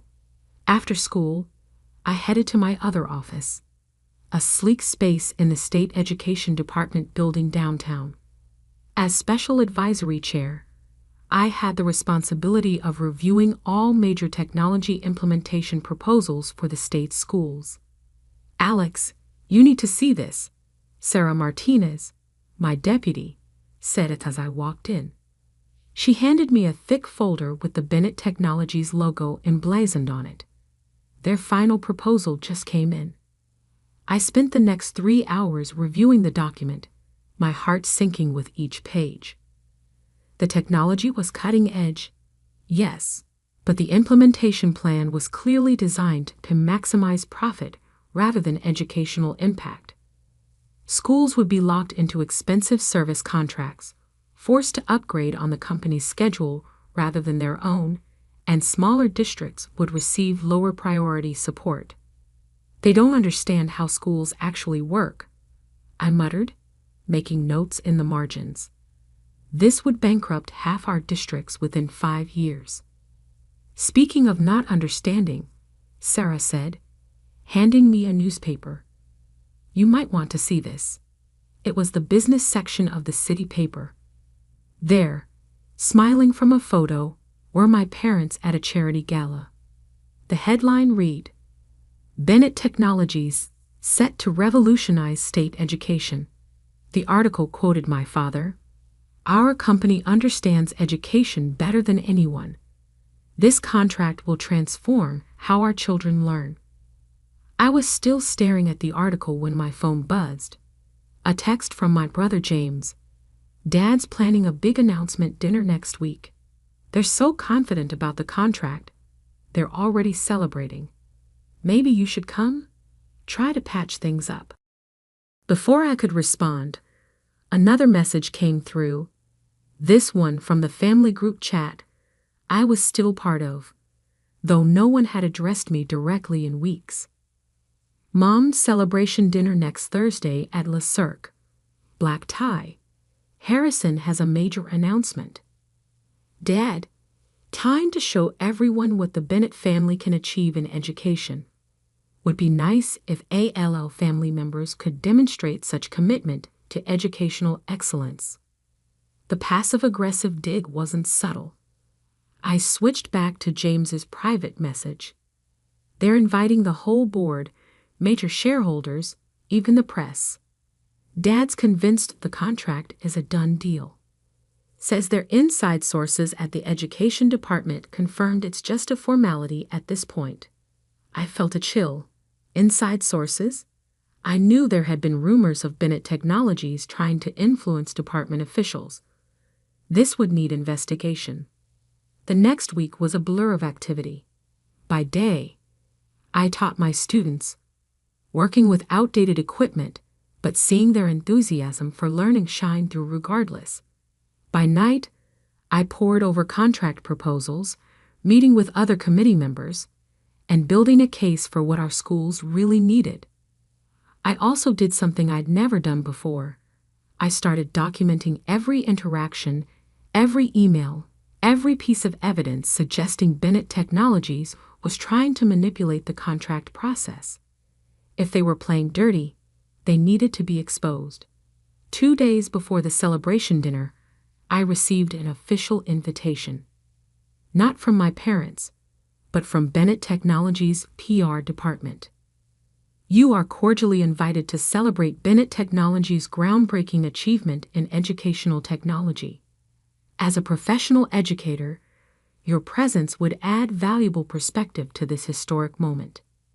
They didn't even realize who I was. To them, I was just another teacher to be used as a prop in their corporate theater. I RSVP'd yes. That same afternoon, I finished my final review of their proposal. The verdict was clear. While their technology was impressive, their implementation plan would be disastrous for our schools. The contract couldn't be approved as written. I also finished compiling my evidence of their attempted contract manipulation. The file was damning. Emails showing improper contact with department officials, evidence of attempted bribes, documentation of false claims in their proposal. As I prepared for the celebration dinner, I thought about Maria's question about outdated computers, about all the students in underfunded schools who deserved better, about the difference between looking successful and actually making a difference. My parents thought they were about to teach me a lesson about success. Instead, they were about to learn one about integrity. I slipped my presentation materials and documentation into my bag, along with my Department of Education credentials. Tomorrow night, at their own celebration dinner, they would finally understand exactly what just a teacher could do. The stage was set for a lesson they'd never forget. And this time, I would be the one doing the teaching. Lee Sirk's private dining room sparkled with crystal and success. The city's business elite mingled over champagne, celebrating a victory not yet officially won. My father stood at the center of it all, holding court like a king in his empire. I arrived exactly on time, wearing a simple black dress that would have made my mother wince if she recognized me at all. For the first 20 minutes, I moved through the crowd unnoticed, just another teacher invited for show. Ladies and gentlemen, my father's voice boomed across the room. Thank you all for coming tonight. We're here to celebrate not just a contract, but a vision. Bennett Technologies is about to revolutionize education across our state. Applause rippled through the room. I watched my mother beam with pride, my brother James shift uncomfortably. He'd always been more honest than our parents. And the board members nod in self-satisfaction.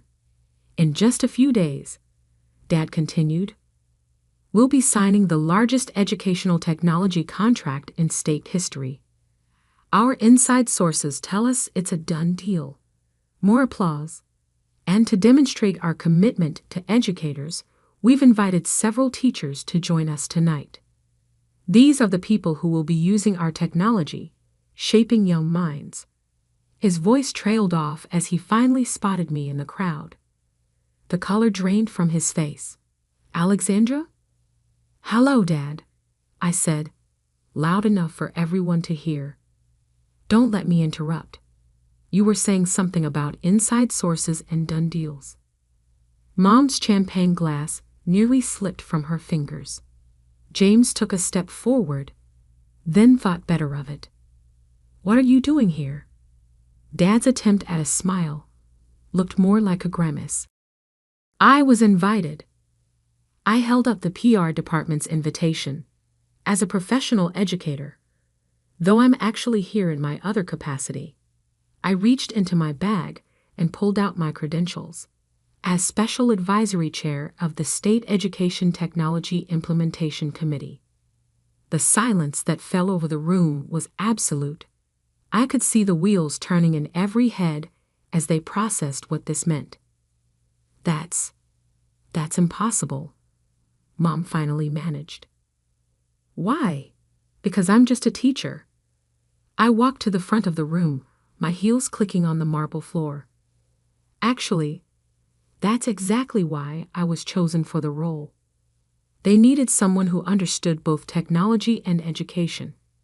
Someone who could evaluate proposals based on real classroom needs, not just profit margins. Dad's face had moved from white to red. Now see here. No, Dad. You see here. I pulled out my laptop and connected it to the room's display system. Let me share some findings from our proposal review. The next 10 minutes were brutal. I methodically took apart Bennett Technologies' implementation plan, showing how it would devastate school budgets, highlighting the predatory service contracts, demonstrating the impact on smaller districts. And then there's the matter of these emails. New documents filled the screen. Communications between Bennett Technologies and department officials, attempted bribes, false claims in official submissions. Would anyone like to explain these? The board members were now staring at my father with horror. Corporate lawyers in the crowd were already reaching for their phones. You can't do this, Dad spluttered. We're your family. Yes, we are. Which makes this even more disappointing. I turned to address the whole room. The contract proposal, as written, has been rejected. However, the committee has prepared a conditional approval framework that got everyone's attention. Bennett Technologies can resubmit a revised proposal that meets the following criteria: fair pricing structures for all districts, flexible implementation timelines, reduced service contract terms, and most importantly, a requirement that 30% of the contract value be reinvested in teacher training and support programs. That would cut our profit margins in half. Someone from the financial department protested. Yes, I agreed. It would bring them in line with ethical business practices for educational contracts.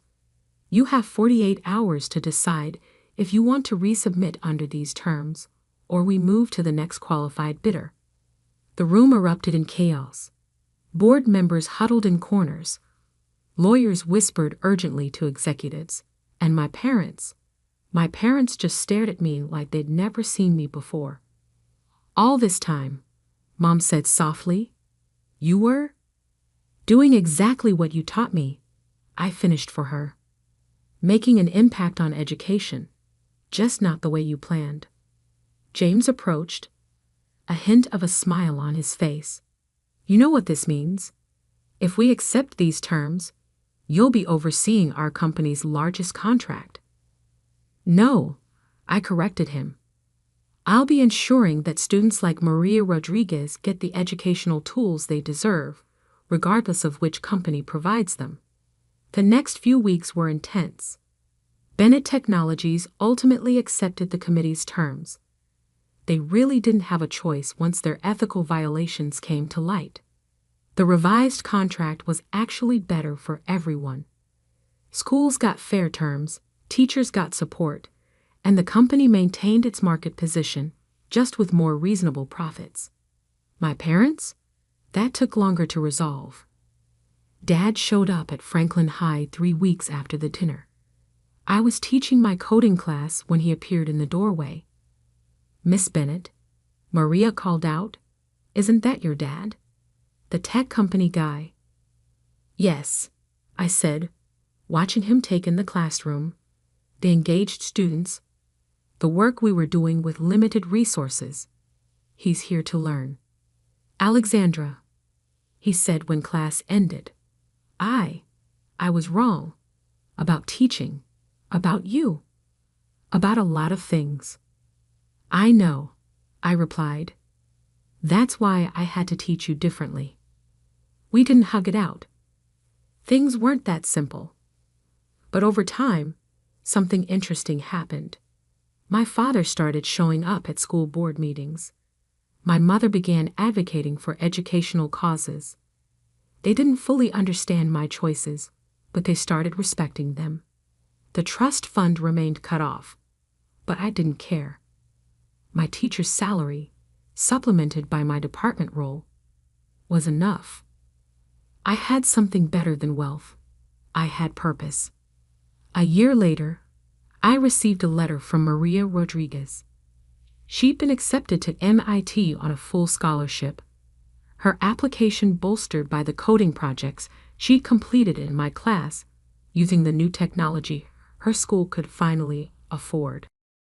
I pinned her acceptance letter next to my Harvard Business School diploma, two different kinds of success, both equally valuable. Sometimes the best lessons are the ones we never planned to teach. My parents thought they were punishing me by cutting me off from their world of wealth and corporate power. Instead, they freed me to build something more meaningful, a bridge between that world and the one where real education happens, one student at a time. As for being just a teacher, well, sometimes the most powerful person in the room isn't the one making the loudest noise. Sometimes it's the one with the red pen, the lesson plan, and the ability to make a real difference. Just ask my parents. They learned that lesson the hard way. But then again, those are always the lessons we remember best. Life changes in unexpected ways. One moment you're folding shirts in your family's small clothing store, dreaming of something more, and the next you're watching your father throw your accounting textbooks onto the wet pavement outside. I was 22 when it happened. The daughter who was supposed to carry on the family business, not the one who dared to want more. Our store, Fashion Corner, had been my parents' pride and joy for 25 years. They'd built it from nothing after immigrating to America, turning a tiny shop in a rundown strip mall into a moderately successful business. It wasn't much, but it was their everything.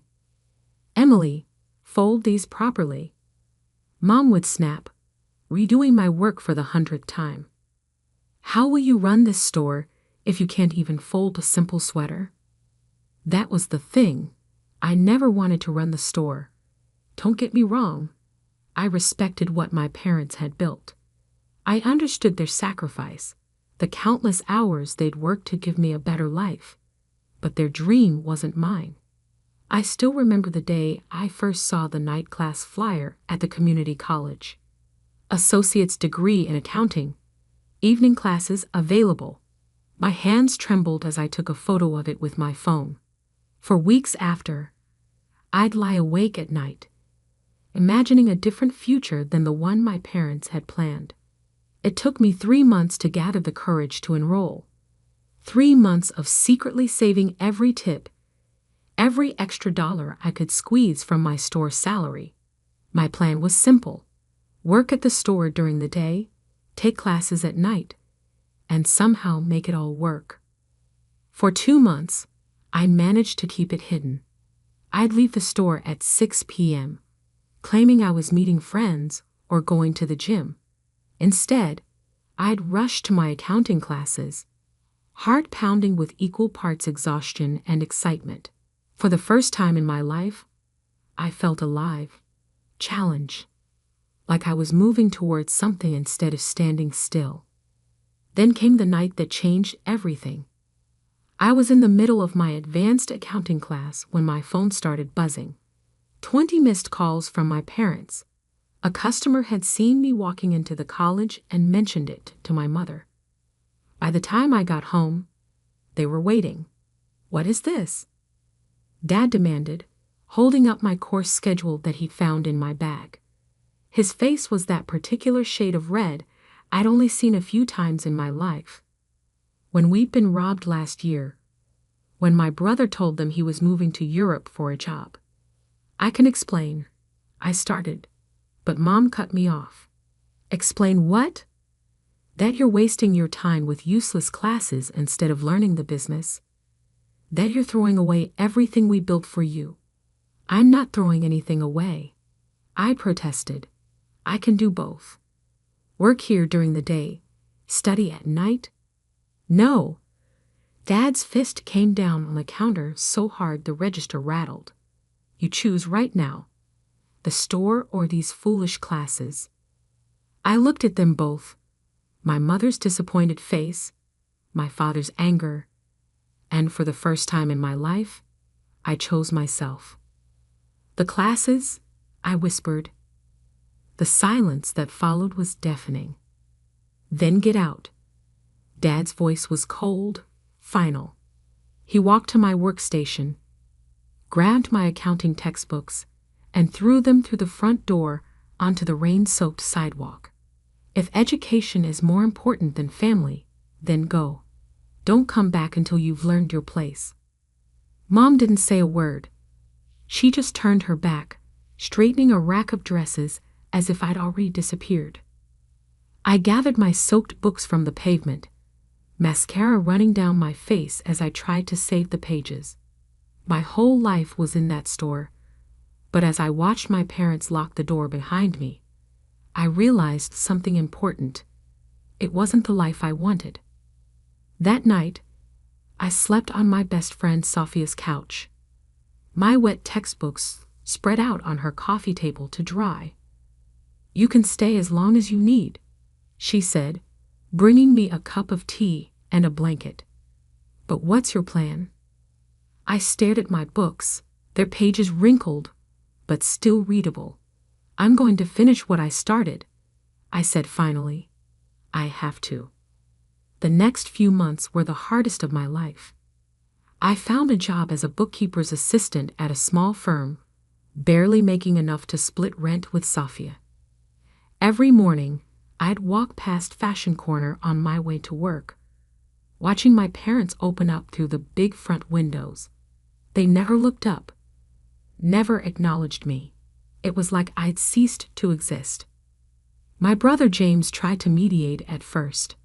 Just apologize, he'd say during our secret coffee meetings.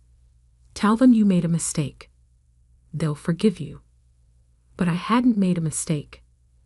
Every night in class, every practice problem I solved, every concept I mastered, it all felt right in a way that folding clothes never had. 1 year turned into 2. I finished my associate's degree with honors and immediately enrolled in a bachelor's program. My entry-level bookkeeping job became a junior accountant position. I moved out of Sophia's place into a tiny studio apartment of my own. Still, every morning, I'd walk past the store. Mom and Dad were always there, working just as hard as they had when I was a child. The strip mall around them was changing. Stores closing, new ones opening, rents rising with each passing year. But Fashion Corner remained frozen in time, exactly as I remembered it, until the day I saw the notice posted on the building's main entrance. No TIC of SAALE. Prime retail location. All inquiries to Maxwell Real Estate Group. My heart stopped. The whole strip mall was being sold. What would happen to my parents' store? To their dream? I knew from my morning walks that business hadn't been great lately. The neighborhood was gentrifying, and Fashion Corner's outdated inventory and tired storefront stood out like a relic from another era. That night, I couldn't sleep. My parents might have thrown me out, but they were still my parents. The store might not have been my dream, but it was theirs. And now, after 25 years, they might lose everything. I pulled out my laptop and started researching. Property records, tax assessments, market values. Numbers had become my language, and what they told me wasn't good. The strip mall was undervalued, and any new owner would likely double or triple the rents to match market rates. My parents would never be able to afford it. I sat there in my tiny apartment, surrounded by textbooks and financial statements, and made a decision that would change all our lives forever. I just didn't know it yet. The next morning, I called Maxwell Real Estate Group. The receptionist almost dismissed me until I mentioned I was interested in purchasing, not leasing. Suddenly, her tone changed. "Miss Carter?" "Yes, Mr. Maxwell can see you tomorrow at 9 a.m. I looked at my bank account that night. 5 years of aggressive saving and smart investments had left me with a decent nest egg, but nowhere near enough to buy a commercial property. Still, I put on my best suit, the one I'd bought to celebrate my promotion to senior accountant, and walked into that meeting like I belonged there. Robert Maxwell was exactly what you'd expect from a successful real estate broker. Expensive suit, practiced smile, firm handshake. "So, Miss Carter, you're interested in the Riverside Strip Mall?" "Yes," I said, forcing myself to meet his gaze. "Particularly, the unit currently occupied by Fashion Corner." His eyebrows rose slightly. "Interesting choice. That's one of our less profitable units. The current tenants are on a very old lease agreement. Any new owner would want to adjust that to market rates." My stomach clenched. "And what are the current market rates?" When he named the figure, my blood ran cold. It was triple what my parents were paying. They'd never survived that increase. "The entire property is listed at $2.8 million, he continued, sliding a glossy brochure across his desk. "We're expecting significant interest." I took the brochure, my mind racing. $2.8 million might as well have been $28 million. Even with my savings and excellent credit, no bank would give me a loan that size based on my current salary. But I had something else. Knowledge. 5 years of accounting work had taught me to read between the lines of financial statements. 3 years of networking had given me contacts in the real estate industry. 2 years of advanced business classes had shown me how to spot opportunities others might miss. "I'd like to see the property's financial records," I said. Maxwell looked surprised, but agreed. For the next week, I spent every free moment analyzing those documents. The previous owner had been neglecting the property for years. Several units were vacant, and the occupied ones were severely under market. The building needed repairs, but nothing structural. Most importantly, the owner was motivated to sell quickly due to health issues. I made some calls. Sophia, now a successful real estate attorney, helped me understand the legal aspects. My old professor from business school introduced me to a group of private investors who specialized in commercial properties. My boss at the accounting firm gave me a glowing reference when the bank started asking questions.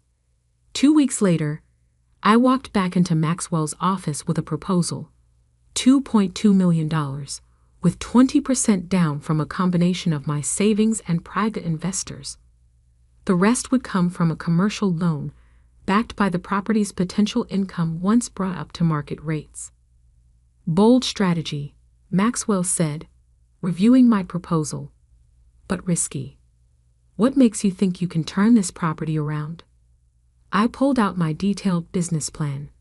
"Because I understand this neighborhood. I know what it needs, and I know how to provide it." The negotiations took another month.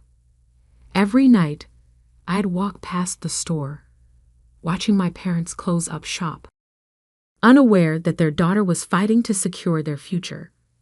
Sometimes, Mom would step outside to sweep the sidewalk, and I'd duck into doorways to avoid being seen. It hurt, but I wasn't ready to face them. Not yet. Finally, after what felt like endless meetings, paperwork, and sleepless nights, I had the keys in my hand. I was now the owner of the Riverside Strip Mall, including my parents' store. The first few months were a blur of activity. I hired contractors to repair the roof and update the facade. I brought in a professional property management company to handle day-to-day operations. Most importantly, I made sure all communications with current tenants came from the management company, not me. One by one, I filled the vacant units with carefully selected businesses: a trendy coffee shop, a boutique fitness studio, a local artisan marketplace. The strip mall began to transform, and foot traffic increased dramatically. Then came the moment I'd been both dreading and anticipating. The management company sent out notices to all tenants about the upcoming lease renewals and rent adjustments. I sat in my car across the street the morning I knew my parents would receive the notice. Dad got the mail as he always did at 10 a.m. I watched him open the envelope, saw his face change as he read it. He rushed inside, presumably to show Mom. Through the window, I could see them gesturing frantically, papers spread across the counter where I used to fold clothes. Mom wiped her eyes with her apron. Dad kept shaking his head. That afternoon, they called the number on the notice, not knowing they were calling the management company I'd hired. "Please," I heard Mom say through the recording I'd received later. "We've been here for 25 years. We can't afford triple the rent. Our daughter, she used to help us with the books, but..." Her voice broke. "Is there any way to negotiate?" I sat in my new office, the one with a view of the city skyline, listening to that message over and over. My mother's voice, smaller and more vulnerable than I'd ever heard it, asking for help. The next day, I received an email from the management company. My parents had scraped together every penny they could, trying to offer a counter-proposal. It wasn't nearly enough to match market rates, but they were trying. I stared at their desperate attempt to save their life's work and made another decision. I asked the management company to send them a different kind of letter. 2 days later, I watched through the window as Dad opened this new letter. His hands shook as he read it. Mom grabbed it from him, her eyes widening. The letter offered them a 5-year lease at their current rate, with only minimal annual increases for inflation. The only condition? They had to meet with the new owner in person to sign the paperwork. I scheduled the meeting for a Wednesday morning, deliberately choosing a time I knew they'd be in the store. As I parked my car that day, I caught a glimpse of myself in the rearview mirror. Gone was the scared girl who'd picked up her wet textbooks from the pavement. In her place was a successful businesswoman in a tailored suit, about to change everything. I took a deep breath and walked toward the store that had once been my prison, but had inadvertently set me free. The bell above the door chimed as I walked into Fashion Corner. The sound was exactly as I remembered, a gentle tinkle that had been the soundtrack to my childhood. The store smelled the same too, that mix of new clothes and the lavender air freshener Mom had always loved. "Welcome to Fashion Corner," Mom's voice called out automatically. She was in the back, probably sorting inventory like she did every Wednesday morning. Dad was behind the counter, organizing receipts with the same meticulous care he tried to instill in me. When they looked up and saw me, time seemed to stop. "Emily?" Mom whispered, the stack of sweaters in her arms tumbling to the floor. Dad's face went through a rapid series of emotions: shock, confusion, anger, and something else I couldn't quite read. "What are you doing here?" he demanded, but his voice lacked the authority it had carried 5 years ago. I straightened my shoulders, gripping my leather portfolio like a shield. "I believe you have a meeting scheduled with the new owner of the building." The silence that followed was deafening. Mom's hand flew to her mouth. Dad's face turned that familiar shade of red, but this time I didn't flinch. "You?" he finally managed. "You bought the building?" "Yes." I pulled out the lease papers from my portfolio, laying them on the counter, the same counter where he'd slammed my course schedule 5 years ago. "Shall we discuss the terms?" Mom came forward slowly, like she was approaching a mirage that might disappear. But how? Remember those useless classes? I kept my voice professional, even as my heart raced. Turns out accounting can feed you quite well. Dad picked up the lease with trembling hands. I watched as his eyes scanned the numbers that had once been so foreign to him, the language he dismissed as worthless. This can't be right, he muttered. These rates, they're your current rates, I confirmed. With minimal annual increases for inflation, the other tenants are paying market value, triple what you're paying. But for Fashion Corner, I'm offering a special long-term arrangement. Why? Mom's voice cracked on the word. I finally let myself really look at them. They'd aged in the past 5 years. Dad's hair was more gray than black now, and Mom's face had new lines I didn't remember. They looked smaller somehow, or maybe I'd just grown bigger. Because you're my parents, I said simply. And because this store is your dream. It wasn't mine. It never was. But I respect what you built here. Dad sat heavily in his chair, the lease papers crackling in his grip. We thought. When we got the first notice about the rent increase, we thought we'd lose everything. I know. I pulled out another chair and sat down, maintaining a professional distance despite the urge to close the gap of 5 years. I saw the notice being posted. That's why I bought the building. With what money? Mom asked, still struggling to understand. How could you afford?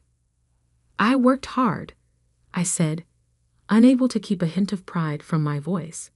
I finished my degrees, got promoted, made connections, did everything you taught me about running a business, just not in the way you expected. A tear rolled down Mom's cheek. When you left? When you kicked me out, I corrected gently. Yes, she acknowledged, and the admission seemed to cost her. We thought you were making a terrible mistake. That you'd come back in a few weeks, apologizing. Instead, I built my own life. I finished.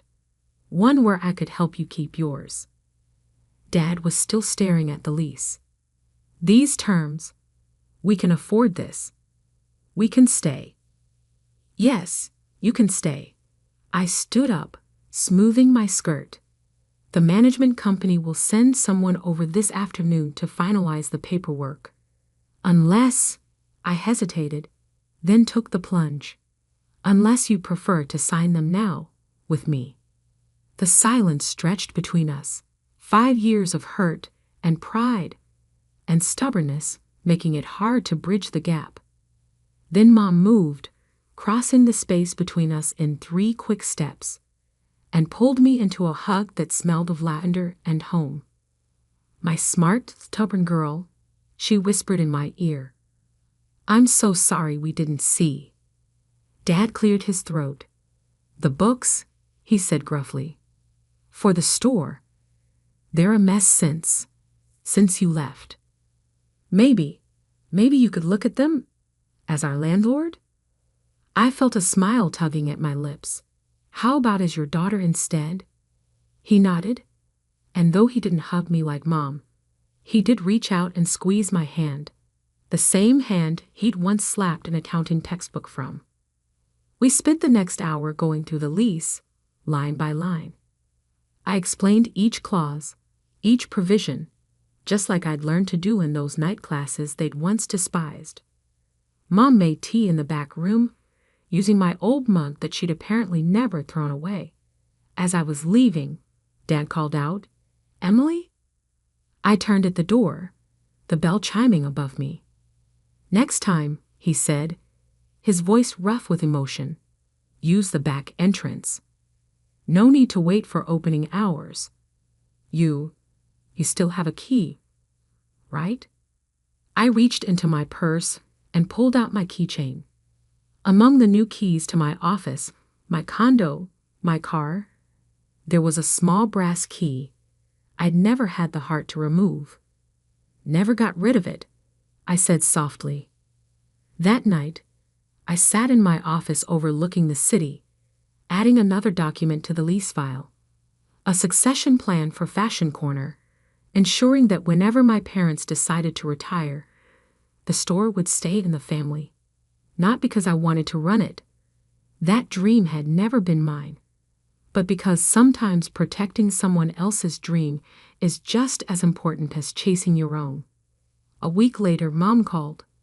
For the first time in 5 years, I didn't let it go to voicemail. "The store numbers for this month," she said, her voice tentative but warm. "I was hoping you could come by and look them over. Maybe stay for dinner after." I looked at my desk calendar, at the meetings and appointments that filled my days now. Then I looked at the small brass key on my keychain, the one that had waited 5 years to be used again. "I'll come through the back door," I said. "Save me some of Dad's dumplings."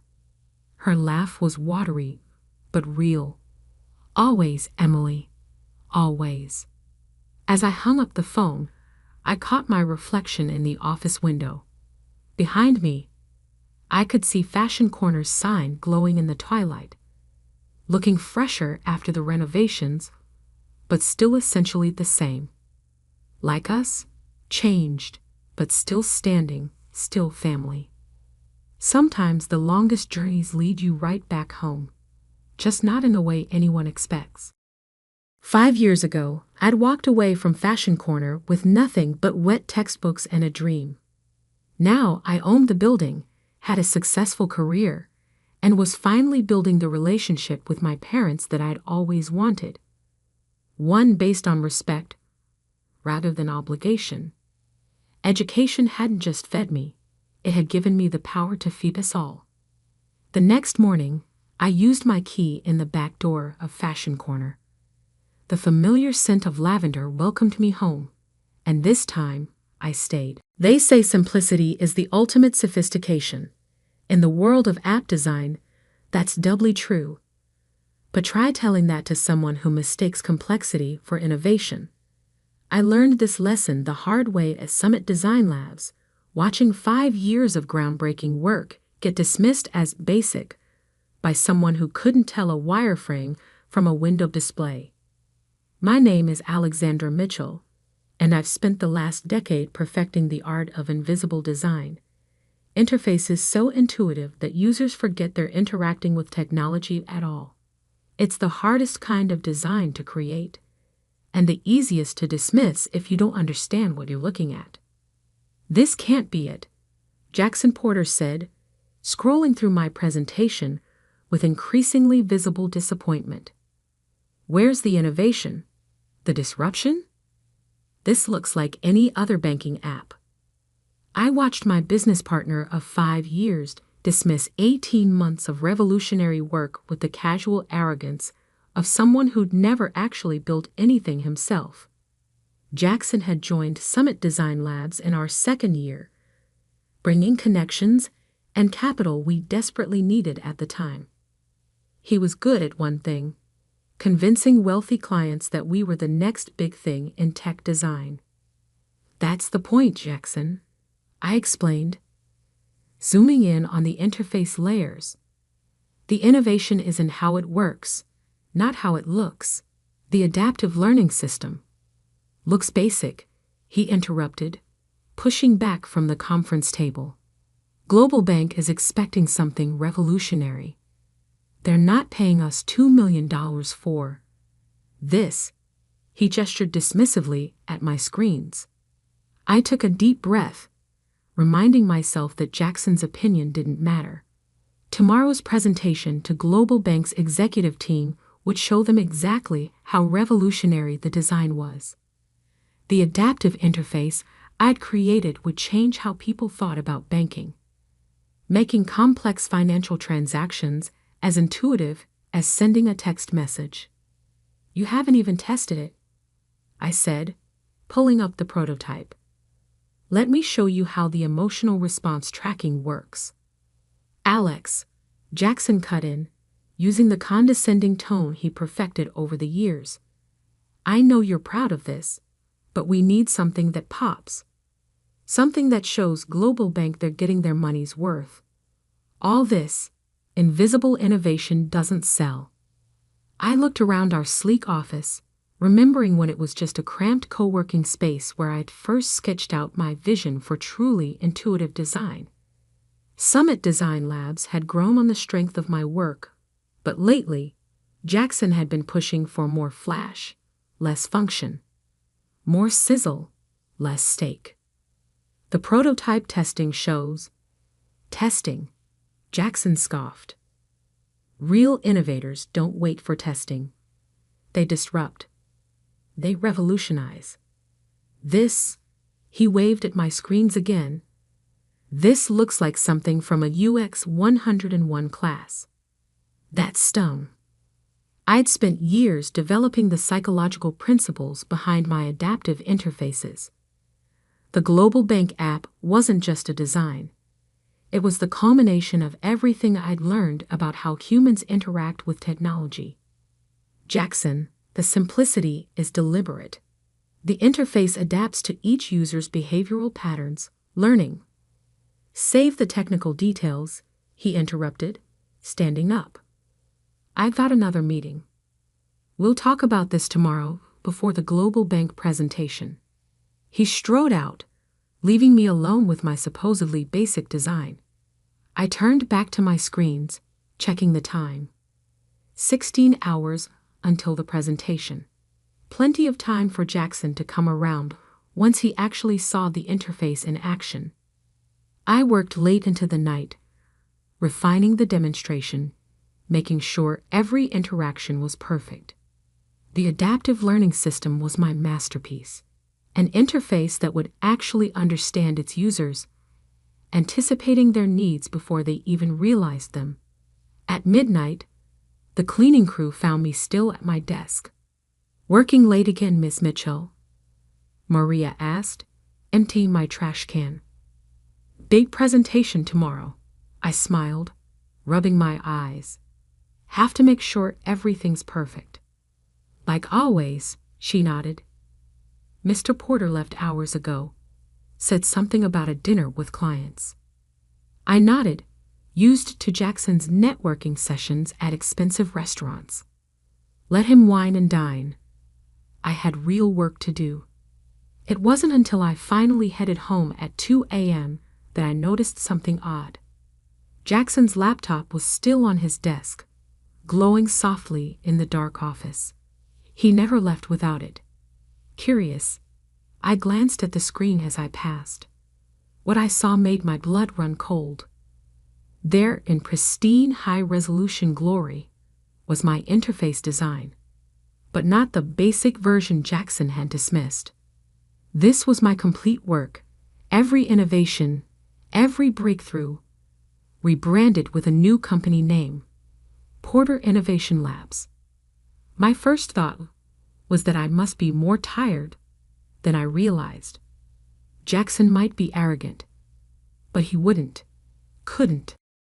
Then I saw the email drafts, the pitch deck, the incorporation papers.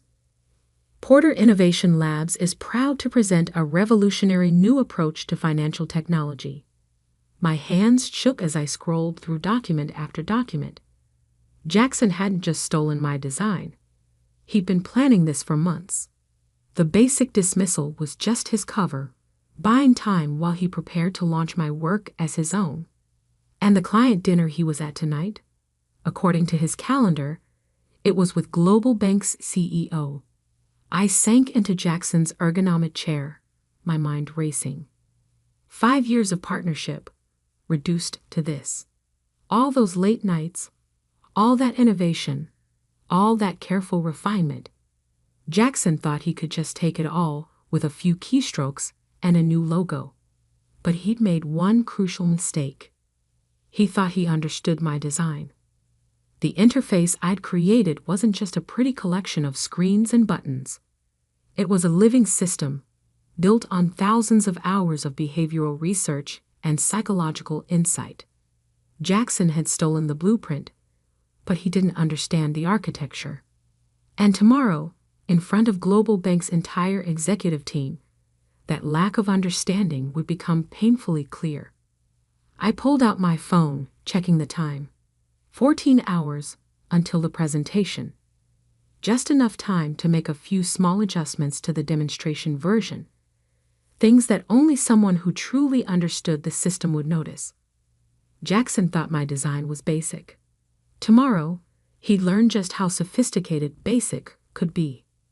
As I worked through the night, making subtle changes to the demonstration code, I thought about all the times Jackson had taken credit for my innovations. All the times he dismissed my work as basic or uninspired in private, only to praise it to clients once he figured out how to claim it as his own. This time would be different. By the time I left the office at 4 a.m., everything was ready. The interface looked exactly the same. Deceptively simple, elegantly basic. But now, it contained a few special features that would only activate when someone tried to present it without understanding its true complexity. I drove home in the pre-dawn darkness, a small smile playing on my lips. In a few hours, Jackson would learn the hard way that there's nothing basic about true innovation.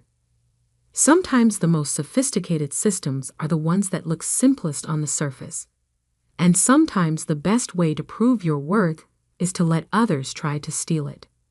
Tomorrow's presentation was going to be very interesting indeed. The morning of the Global Bank presentation dawned bright and clear. I arrived at their gleaming headquarters 2 hours early, watching their employees stream into the building, each one a potential user of my interface. Each one about to witness exactly what happens when someone tries to take credit for innovation they don't understand. Jackson strutted in at 8:45, wearing a suit that probably cost more than my monthly rent. His presentation folder was emblazoned with the Porter Innovation Labs logo, my designs rebranded under his name. Alex, he looked surprised to see me in the Global Bank lobby. What are you doing here? Supporting my partner, I smiled. Big day for Summit Design Labs, right? His expression flickered. About that, there's been a change of plans. The presentation will be under my new venture. It's better for everyone this way. More innovative. More innovative than Summit Design Labs? I kept my voice casual. The company we built together. Look, Alex. He lowered his voice, glancing around the lobby. Your work is good, solid. But Global Bank needs something more cutting edge. Porter Innovation Labs represents the future of interface design. I nodded thoughtfully. And this sudden change wouldn't have anything to do with the complete project files I saw on your laptop last night. His face hardened. You went through my computer. You left it open. Right next to the incorporation papers for your new company, featuring my interface design. Your basic design, he corrected, straightening his Italian silk tie, which I've significantly improved. Listen, I'll make this easy. Walk away now, and I'll give you a generous settlement. Try to fight this, and my lawyers will bury you. Before I could respond, a tall woman in an impeccable suit approached us. Mr. Porter? I'm Catherine Walsh, Global Bank's Chief Innovation Officer. We're ready for you in the main boardroom. Jackson's practiced smile returned instantly. Wonderful. This is Alexandra Mitchell, one of our former designers. She was just leaving. I smiled warmly at Catherine. Actually, I'd love to see the presentation, if that's all right. I'm quite interested in innovative interface design. Catherine looked between us, clearly sensing tension. Of course, the more technical expertise in the room, the better. Shall we? The Global Bank boardroom was impressive. Wall-to-wall windows overlooking the city, state-of-the-art presentation screens, and a table long enough to seat the 20 executives gathered for the demonstration. Jackson took his place at the head of the table, exuding confidence. I sat quietly in the back, opening my laptop to monitor what was about to happen. "Ladies and gentlemen," Jackson began, "banking interface design hasn't changed significantly in a decade. Today, Porter Innovation Labs will show you the future of financial technology." I watched as he pulled up the first screens of my interface. Even rebranded with his company's logo, the design was unmistakably mine. Clean, intuitive, deceptively simple. "What you're looking at," Jackson continued, "is a revolutionary adaptive interface that learns from user behavior. Every interaction reshapes the system, creating a uniquely personalized experience." The executives leaned forward, interested. Jackson clicked through the demonstration screens, describing features he barely understood. I waited patiently, knowing what was coming. "Let me show you how it works," he said, reaching the interactive portion of the demonstration. Imagine a typical banking customer trying to set up a complex investment portfolio. He tapped the screen, and that's when the interface began its real demonstration. The first change was subtle. Menu items shifting slightly, buttons responding a fraction of a second slower than they should. Jackson faltered momentarily, but pushed on. "The system learns from each user's patterns," he continued, tapping through to the investment section. "It adapts to their..." Wait. The interface had started anticipating his actions, but not in the way he expected. Buttons moved just as he reached for them. Drop-down menus expanded in the wrong directions. Text shifted between languages.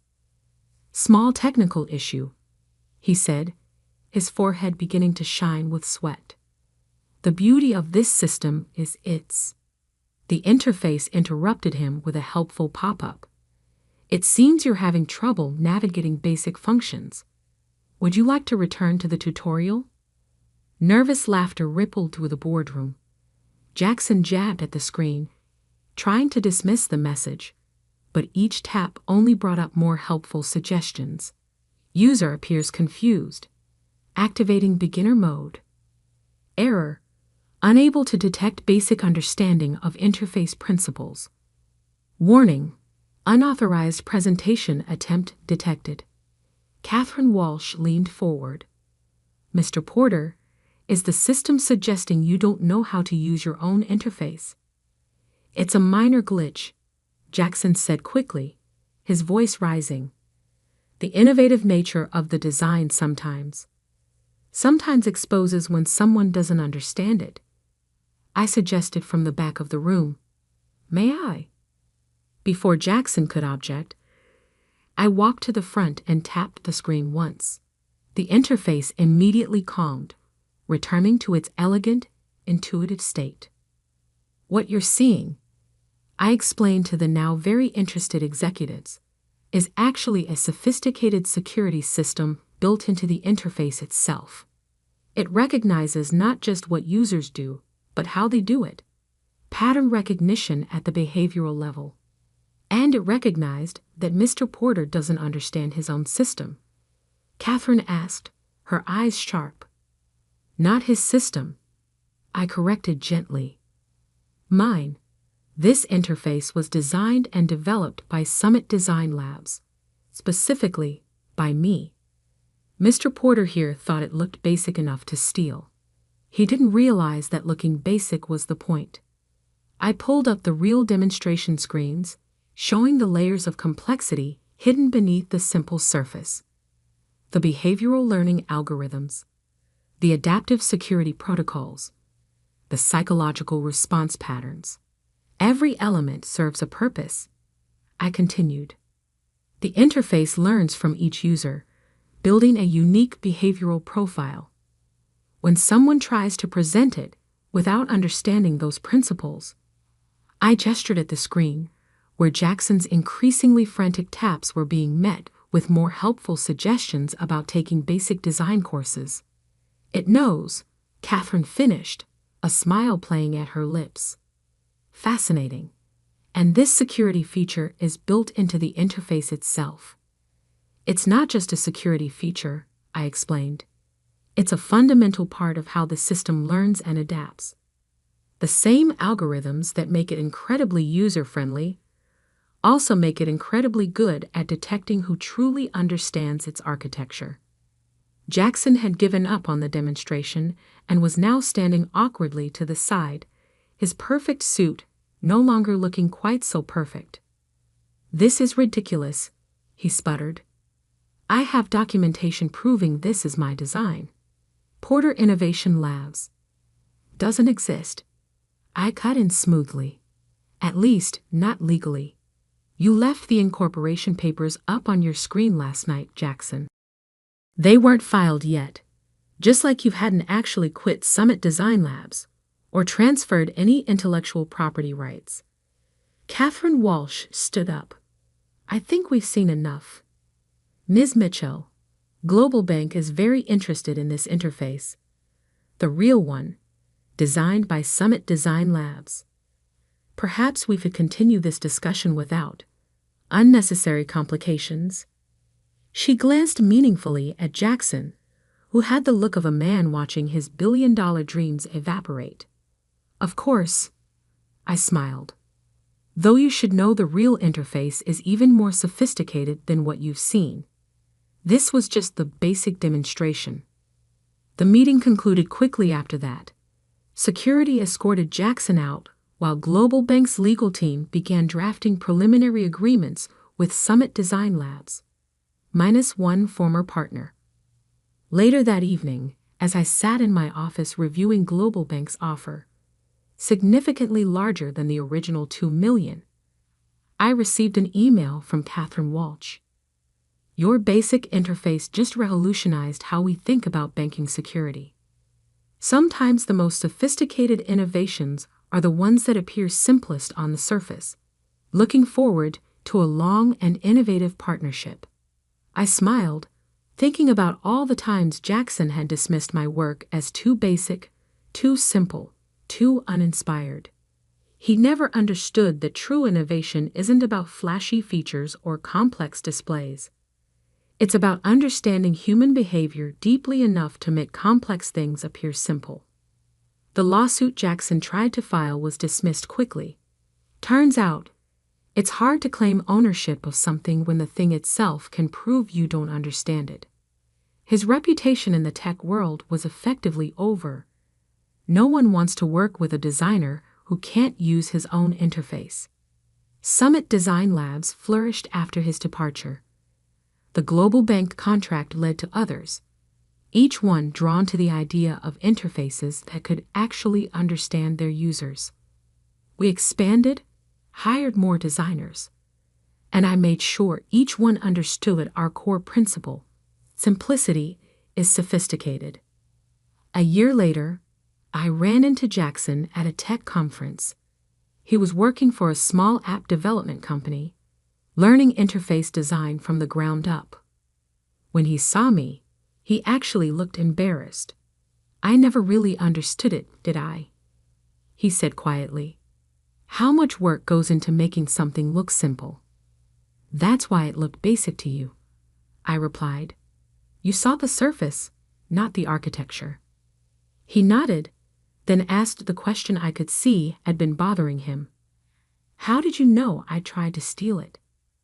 How did you know to build in that security feature?" I smiled. "I didn't build it to catch thieves, Jackson. I built it to understand users. It just happens that understanding users makes it very good at spotting people who don't understand it themselves." As I walked away, I thought about how fitting it was. In trying to steal what he thought was a basic interface, Jackson had proven exactly how sophisticated it really was. Now, when clients call my work basic or simple, I take it as the highest compliment. Because making something complex appear simple, that's the most sophisticated design of all. The interface that Jackson dismissed as too basic is now the industry standard for financial technology. Global banks' user satisfaction rates hit record highs, and other banks are scrambling to license our technology. But more importantly, every designer at Summit Design Labs understands what Jackson never did. True innovation isn't about making things look complicated. It's about making complicated things look simple. And sometimes the best way to protect your innovation isn't with patents or lawyers. It's by making something so sophisticated that it can protect itself. Every morning, when I walk into our expanded offices, I pass by our company motto, now etched in glass. Sophistication lies in simplicity. It's a reminder that the best designs, like the best revenge, don't need to shout to make their point. They just need to work exactly as designed.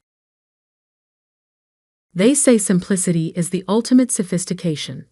In the world of app design, that's doubly true. But try telling that to someone who mistakes complexity for innovation. I learned this lesson the hard way at Summit Design Labs, watching 5 years of groundbreaking work get dismissed as basic by someone who couldn't tell a wireframe from a window display. My name is Alexandra Mitchell, and I've spent the last decade perfecting the art of invisible design. Interfaces so intuitive that users forget they're interacting with technology at all. It's the hardest kind of design to create, and the easiest to dismiss if you don't understand what you're looking at. This can't be it, Jackson Porter said, scrolling through my presentation with increasingly visible disappointment. Where's the innovation? The disruption? This looks like any other banking app. I watched my business partner of 5 years dismiss 18 months of revolutionary work with the casual arrogance of someone who'd never actually built anything himself. Jackson had joined Summit Design Labs in our 2nd year, bringing connections and capital we desperately needed at the time. He was good at one thing: convincing wealthy clients that we were the next big thing in tech design. That's the point, Jackson, I explained, zooming in on the interface layers. The innovation is in how it works. I never expected to be sitting in this dim law office, staring at words that somehow hurt more than all the years of subtle cruelty combined. The paper trembled slightly in my hands as I read the line again. To our mistake, Sarah. Nothing. 5 simple words that confirmed what I'd always suspected but never wanted to believe. The irony wasn't lost on me. For the past 5 years, I'd been sending $5,000 every month to keep my family afloat. That's $300,000 of my hard-earned money, poured into a bottomless pit of ingratitude. And now, sitting in this leather chair that probably cost more than my first car, I was officially nothing. Miss Evans? Mr. Patterson, the family lawyer, cleared his throat. Would you like a moment? I looked up, meeting his careful gaze. He was trying to be professional, but I could see the discomfort in his eyes. He'd known my family for years, had watched this drama unfold from the sidelines. Now he was forced to be the messenger of my mother's final act of rejection. No, I said, my voice steadier than I felt. Please continue. He shuffled his papers, clearly relieved to move on. As he droned on about the distribution of assets between my father and my sister Marie, I let my mind drift back to where this all began. 5 years ago, I was just starting to find my footing in life. At 25, I had launched my own financial consulting firm. It wasn't much, just me, a laptop, and a tiny office above a Chinese restaurant in downtown Seattle. The smell of Kung Pao chicken would waft up through the floorboards every day around noon, but the rent was cheap, and I was determined to make it work. Then came the call that changed everything. Sarah. My mother's voice had been uncharacteristically fragile that evening. We need to talk about something important. I remember sitting straighter in my chair, my stomach tightening.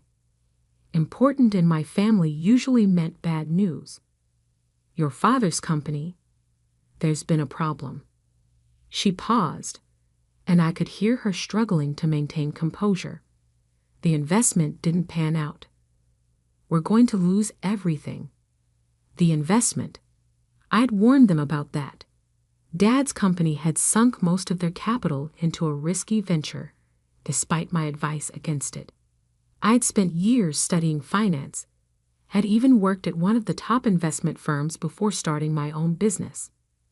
But what did I know? I was just the daughter who disappointed them by not following the traditional path they'd laid out. How bad is it? I asked, already dreading the answer.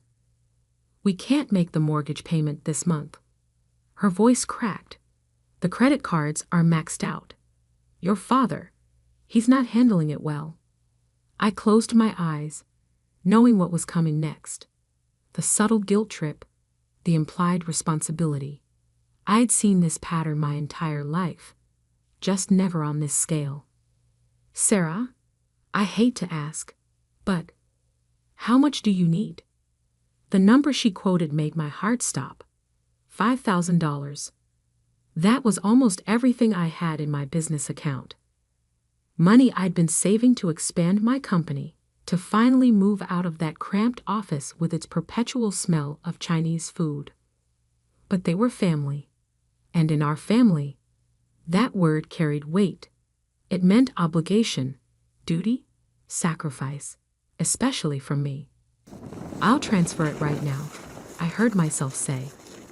That first transfer was supposed to be a one-time thing, just enough to help them get back on their feet. But 1 month turned into 2, then 3, then 12. Each time there was a new crisis, a new reason why they couldn't make ends meet. And each time, I opened my banking app and sent another $5,000. Meanwhile, my sister Marie flourished. She had followed the path our parents wanted, married well, had the perfect suburban life, never took any risks. She didn't have to worry about our parents' financial struggles. That burden fell squarely on my shoulders. The lake house goes to Marie, Mr. Patterson's voice cut through my memories, along with the summer cottage in Maine and your mother's jewelry collection. I felt a bitter smile tug at my lips. The lake house. I'd spent the last 2 summers paying for its maintenance, fixing the roof, updating the plumbing, all while Marie hosted elaborate parties there, playing the role of the perfect daughter. The remaining liquid assets will be divided between your father and Marie, with a 7,030 split in your father's favor. Mr. Patterson paused, glancing at me apologetically. That concludes the major points of the will. I sat there, letting the reality sink in. 5 years of support, of sacrificing my own dreams to keep them afloat, and this was my reward. To be officially labeled as the mistake in my mother's last words. My phone buzzed in my pocket. Probably another text from Dad about this month's mortgage payment. It was due in 3 days. He'd been reminding me all week, as if I might forget my familial duty. With steady hands, I pulled out my phone. Mr. Patterson was still talking.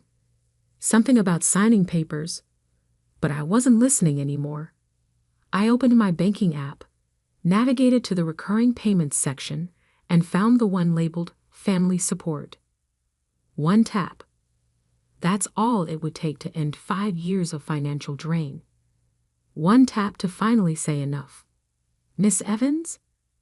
Mr. Patterson's voice seemed distant. Do you have any questions about the will? I looked up from my phone, meeting his gaze. Just one, I said quietly. When does this become official? The will? It's effective immediately. I nodded, then pressed my thumb against the screen. Cancel payment. Confirm? Yes. Standing up, I smoothed down my skirt and picked up my purse. Thank you for your time, Mr. Patterson. I trust you'll inform my father and Marie of the details. He blinked, caught off guard by my calm demeanor. Yes, of course. But don't you want to discuss this with your family?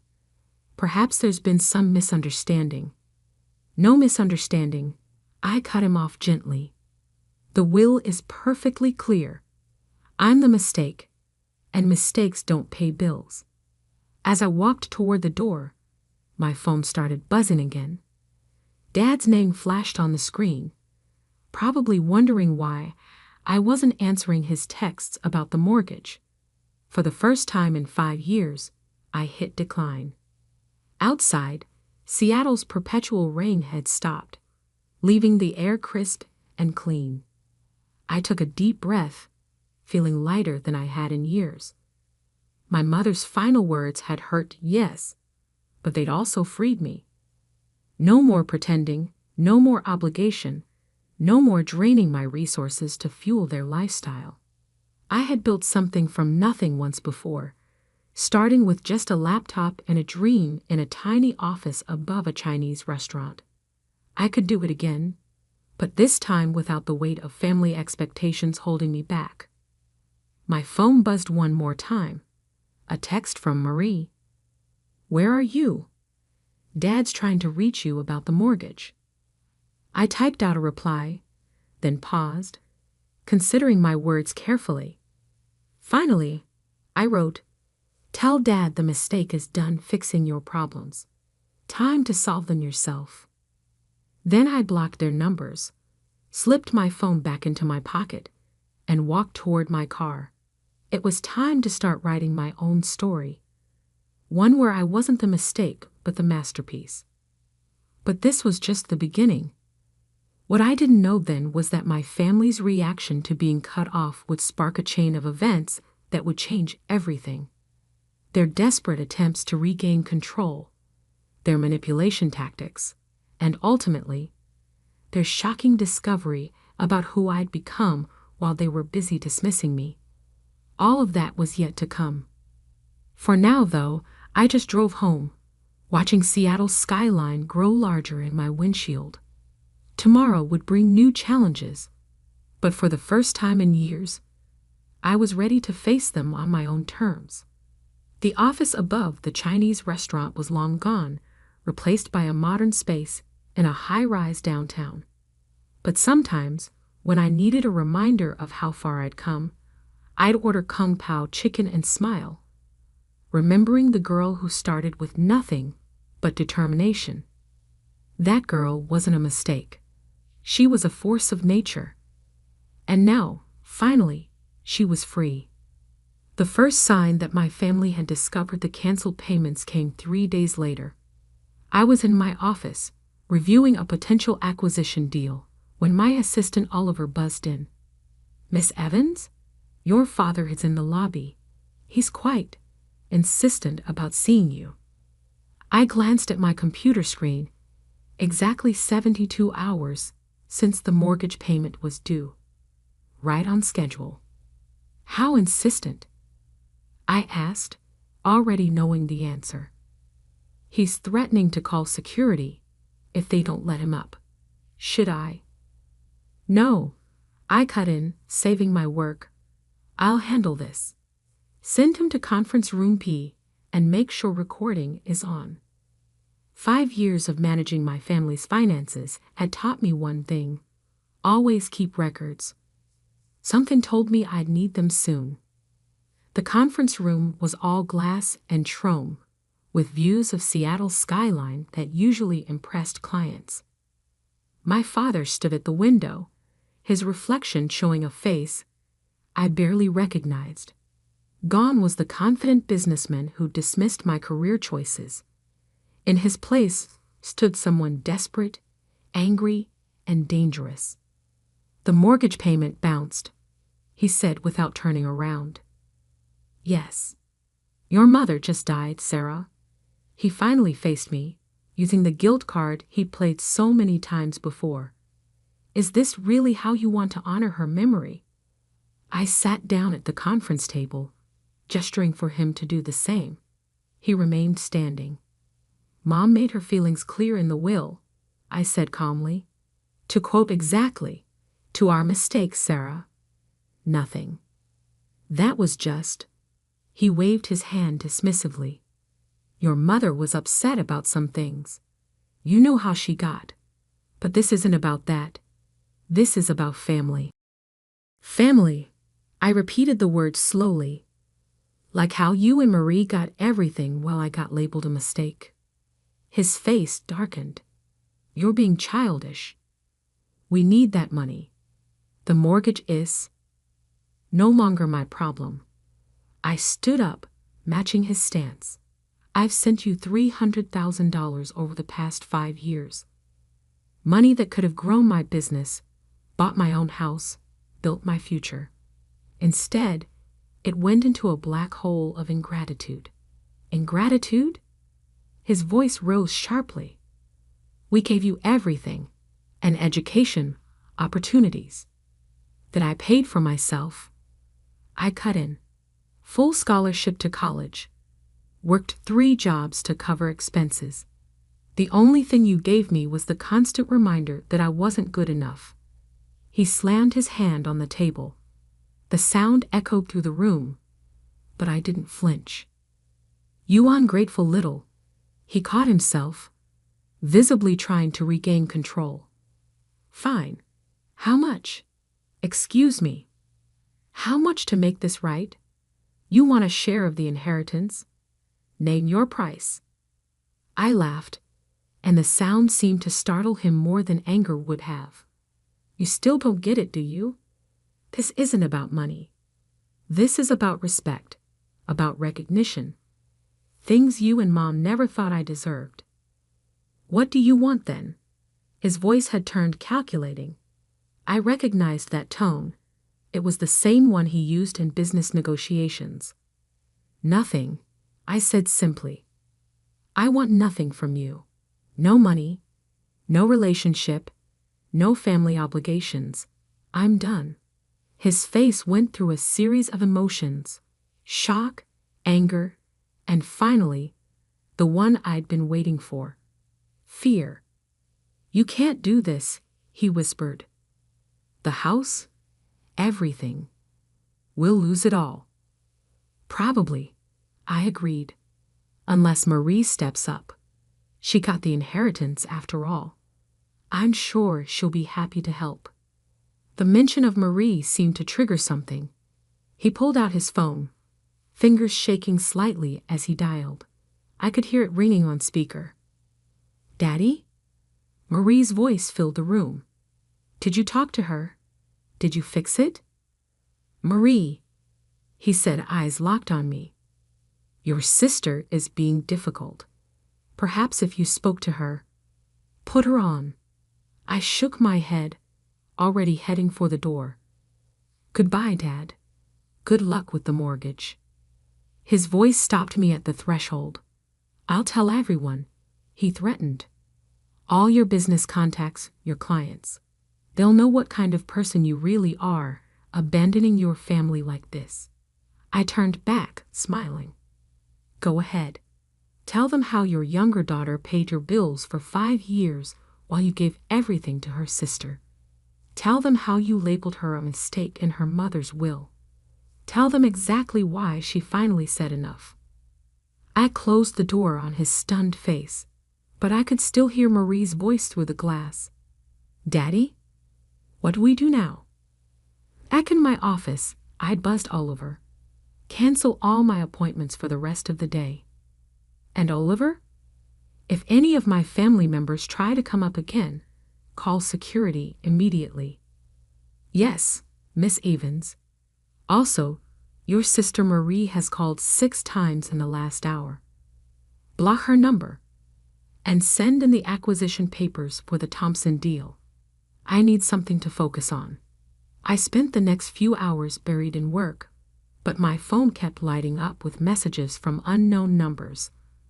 My family trying to reach me through different lines, each one more desperate than the last.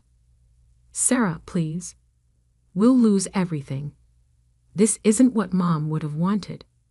You can't just abandon us like this. The bank is threatening foreclosure. I blocked each number methodically, but one message from Marie made me pause. Fine. Be that way. But don't come crying to us when your precious company fails. Nobody succeeds alone. She was wrong about that. I had succeeded alone. Every step of the way, from that tiny office above the Chinese restaurant to my current success, I'd done it without their help. In fact, I'd done it despite their constant undermining. That evening, I stayed late at the office, watching the sun set over Elliott Bay. My phone had finally gone quiet, but I knew this wasn't over. My family wasn't used to being denied anything, especially by me. They would escalate, try to find ways to pressure me, attempt to use my business contacts against me. What they didn't know was that I was prepared. 5 years of supporting them had taught me to document everything. Every transfer, every text message begging for money, every email promising it would be the last time. I had it all safely stored away. I also had something else they didn't know about: leverage. The Thompson deal I was reviewing wasn't just any acquisition. It was for a property management company that happened to handle several of Dad's business properties. Properties that were already struggling due to his financial mismanagement. If they wanted to play hardball, they'd learn that the mistake had learned a few tricks of her own. My computer pinged with an email notification. It was from Mr. Patterson, the family lawyer. Miss Evans, your father has requested a family meeting to discuss recent developments. He suggests tomorrow at 2 p.m. at the lake house. Marie and her husband will be present. Please consider attending to resolve this situation amicably. Regards, James Patterson. I hit reply. Mr. Patterson, thank you for the invitation, but I must decline. As the lake house now belongs to Marie, I have no right to be there. As for resolving the situation, I believe Moms will make everything perfectly clear. Best regards, Sarah Evans, CEO, Evans Consulting Group. I added my full title deliberately. Let them see what the mistake had built while they were busy dismissing her. Just then, Oliver knocked on my door. Miss Evans, you should see this. He handed me his tablet, open to a local business news website. The headline made my blood run cold. Evans Drama. Local BUSINESSMAN. ACUSES. DUEHER. A financial abandonment. There was my father, quoted extensively about how his ungrateful daughter had cut off support for her grieving family, how I'd taken advantage of their trust, then abandoned them in their time of need. The article even mentioned my company by name. So this was their play. They thought they could shame me back into line, damage my business reputation until I had no choice but to give in. What they failed to understand was that shame only works if you accept it, and I was done accepting their version of reality. I handed the tablet back to Oliver. Call PR. It's time to tell our side of the story. The next few days would change everything. My family thought they could pressure me into submission, but they were about to learn that the daughter they dismissed for so long had become someone they couldn't afford to antagonize. Their attempts to damage my reputation would backfire spectacularly, leading to revelations that would shake our family's foundations. But that was tomorrow's battle. For now, I had work to do, starting with a call to the Thompson Group about accelerating our acquisition timeline. The PR war my father started backfired spectacularly within 48 hours. I hadn't planned to make our family drama public, but since he opened that door, I walked right through it. My company's PR team released a simple statement, a detailed record of every payment I'd made to my family over the past 5 years. alongside a copy of the relevant section of my mother's will. No emotional commentary, no accusations, just cold, hard facts with a single question at the end. Who really abandoned whom? The public response was immediate and overwhelming. Local business forums exploded with discussions. The same news outlet that had published my father's accusations now ran a follow-up piece. Family financial abuse. The dark side of filial obligation. But I wasn't done yet. The Thompson acquisition papers are ready, Oliver announced, placing a thick folder on my desk. They're offering a 15% discount if we close by the end of the month. I smiled, opening the folder. Thompson Properties managed 60% of my father's business real estate. Once this deal went through, I would effectively become his landlord. Schedule the signing for next week, I said, then paused. And Oliver? Make sure my father receives an invitation. He should know who his new property manager is going to be. The next few days passed in a blur of activity. My family tried everything to regain control. Marie showed up at my office twice, only to be turned away by security. My father attempted to contact my major clients, but my reputation for integrity spoke louder than his desperate accusations. Then came the text that changed everything. It was from my father's business partner, Michael. Sarah, you need to see this. Your father's trying to sell the company. Attached was a photo of a contract. My father was planning to sell his remaining business assets at a fraction of their worth to a holding company I'd never heard of. It seemed desperate until I looked closer and recognized Marie's husband's signature on the incorporation papers. They were trying to hide assets. I forwarded the evidence to my lawyers, then made a call to the one person who could help me understand what was really happening. An hour later, I sat across from Michael in a quiet cafe 3 blocks from my office. He looked tired, older than his 50 years. It's worse than we thought, he said, sliding a USB drive across the table. Your father, he's been moving money around for years. The investment that supposedly failed, it didn't. He shifted the profits to offshore accounts, then claimed bankruptcy to avoid paying investors.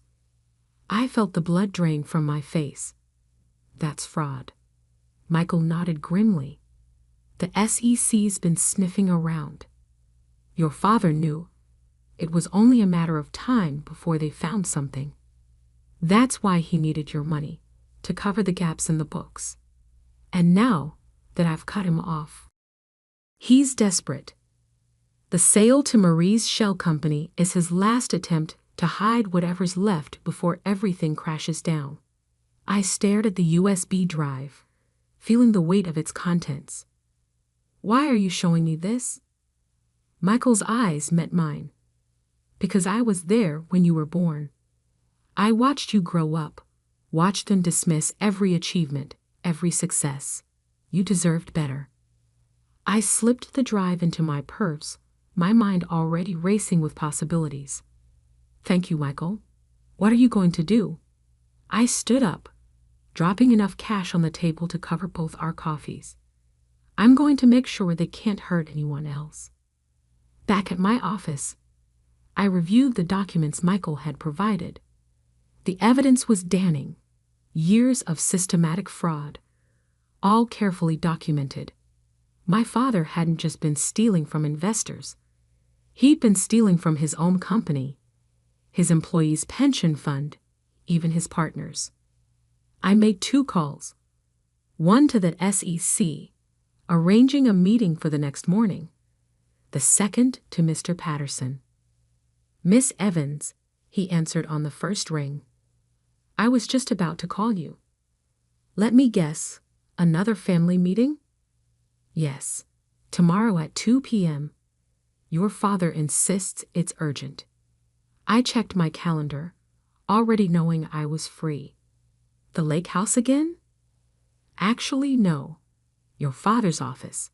He says it's about the future of the family business. Perfect. Tell him I'll be there. The next morning, I met with SEC investigators, turning over everything Michael had provided. They were particularly interested in the attempted asset transfer to Marie's shell company. At 2 p.m. sharp, I walked into my father's office building for what I knew would be the last time. The receptionist directed me to the main conference room, where I found my father, Marie, her husband James, and Mr. Patterson already waiting. Sarah, my father stood, attempting a smile. Thank you for coming. We have a proposition that could benefit everyone. I took a seat, noting the thick contract in front of Marie. I'm listening. We're restructuring the family business, he began. Marie and James have created a new holding company. We want to transfer all assets to this new entity, with you receiving a 15% stake. In return, we need you to resume me the monthly payments and publicly retract your recent statements. I picked up the contract, pretending to read it carefully. And if I refuse, Marie leaned forward. Then you get nothing. No stake in the company, no share in any future profits. You'll be completely cut off from the family fortune. What family fortune? I asked quietly. The one Dad hid in offshore accounts, or the one he stole from his investors. The room went deadly silent. My father's face turned pale. What are you talking about? Marie demanded, but I could see fear creeping into her eyes. The SEC is very interested in that question, I said, standing up. In fact, they should be arriving any minute now. I had a fascinating meeting with them this morning. The sound of elevator doors opening echoed down the hall, followed by multiple footsteps. You didn't, my father whispered. Actually, I did. But don't worry, I made sure they got everything. The offshore accounts, the fraudulent bankruptcy, even this latest attempt to hide assets through Marie's company. Consider it my final gift to the family. The conference room door opened. 3 SEC agents entered, followed by 2 police officers. Henry Evans, one agent stepped forward. We have a warrant for your arrest. What happened next seemed to unfold in slow motion. My father, trying to delete something on his phone before an agent snatched it away. Marie, screaming that I had no right, that I was destroying the family. Her husband, attempting to flee before being stopped at the elevator. Mr. Patterson just sat there, shaking his head slowly. I should have known, he muttered. All those years of meticulous record-keeping. I watched as they led my father away in handcuffs, Marie and James following shortly after as material witnesses. The family empire, built on lies and manipulation, crumbled in less than an hour. Outside, reporters had already gathered. Someone must have tipped them off. As I walked to my car, I heard my father's voice one last time. Sarah, you can't do this. We're family. I turned back, meeting his eyes. No, Dad. I'm just the mistake, remember? And this mistake just corrected a lot of wrongs. 3 months later, I sat in my office, reviewing the final report from the SEC investigation. My father had been sentenced to 15 years for fraud and embezzlement. Marie and James got lighter sentences for their roles in the attempted asset concealment. The lake house and other properties were seized and sold to repay investors. Oliver knocked on my door. Miss Evans? The Thompson deal is complete. You now officially own the management rights to all former Evans Properties buildings. I nodded, closing the SEC file. Schedule a meeting with the tenants. I want to discuss modernization plans and potential rent adjustments. Also, he hesitated. There's a letter from your father. I held out my hand, taking the prison-stamped envelope. Inside was a single page. Sarah, I understand now what you meant about respect, about recognition. I'm sorry it took losing everything to see what we had in you. Dad, I folded the letter carefully and placed it in my desk drawer. Maybe someday I'd respond, but not today. Today, I had a company to run and a future to build. My phone buzzed, a text from Michael. Saw the Thompson deal announcement. Your grandfather would be proud. I smiled, remembering the only family member who had ever believed in me. He'd called me his $1,000,000 mistake once, teasing my parents about their short-sightedness. Looking out over the Seattle skyline from my office window, I realized he was wrong. I wasn't a $1,000,000 mistake. I was a $1,000,000,000 success story. And I had done it my way, without their help, without their approval, and finally, without their chains holding me back. The mistake had become a masterpiece, and that was the greatest revenge of all.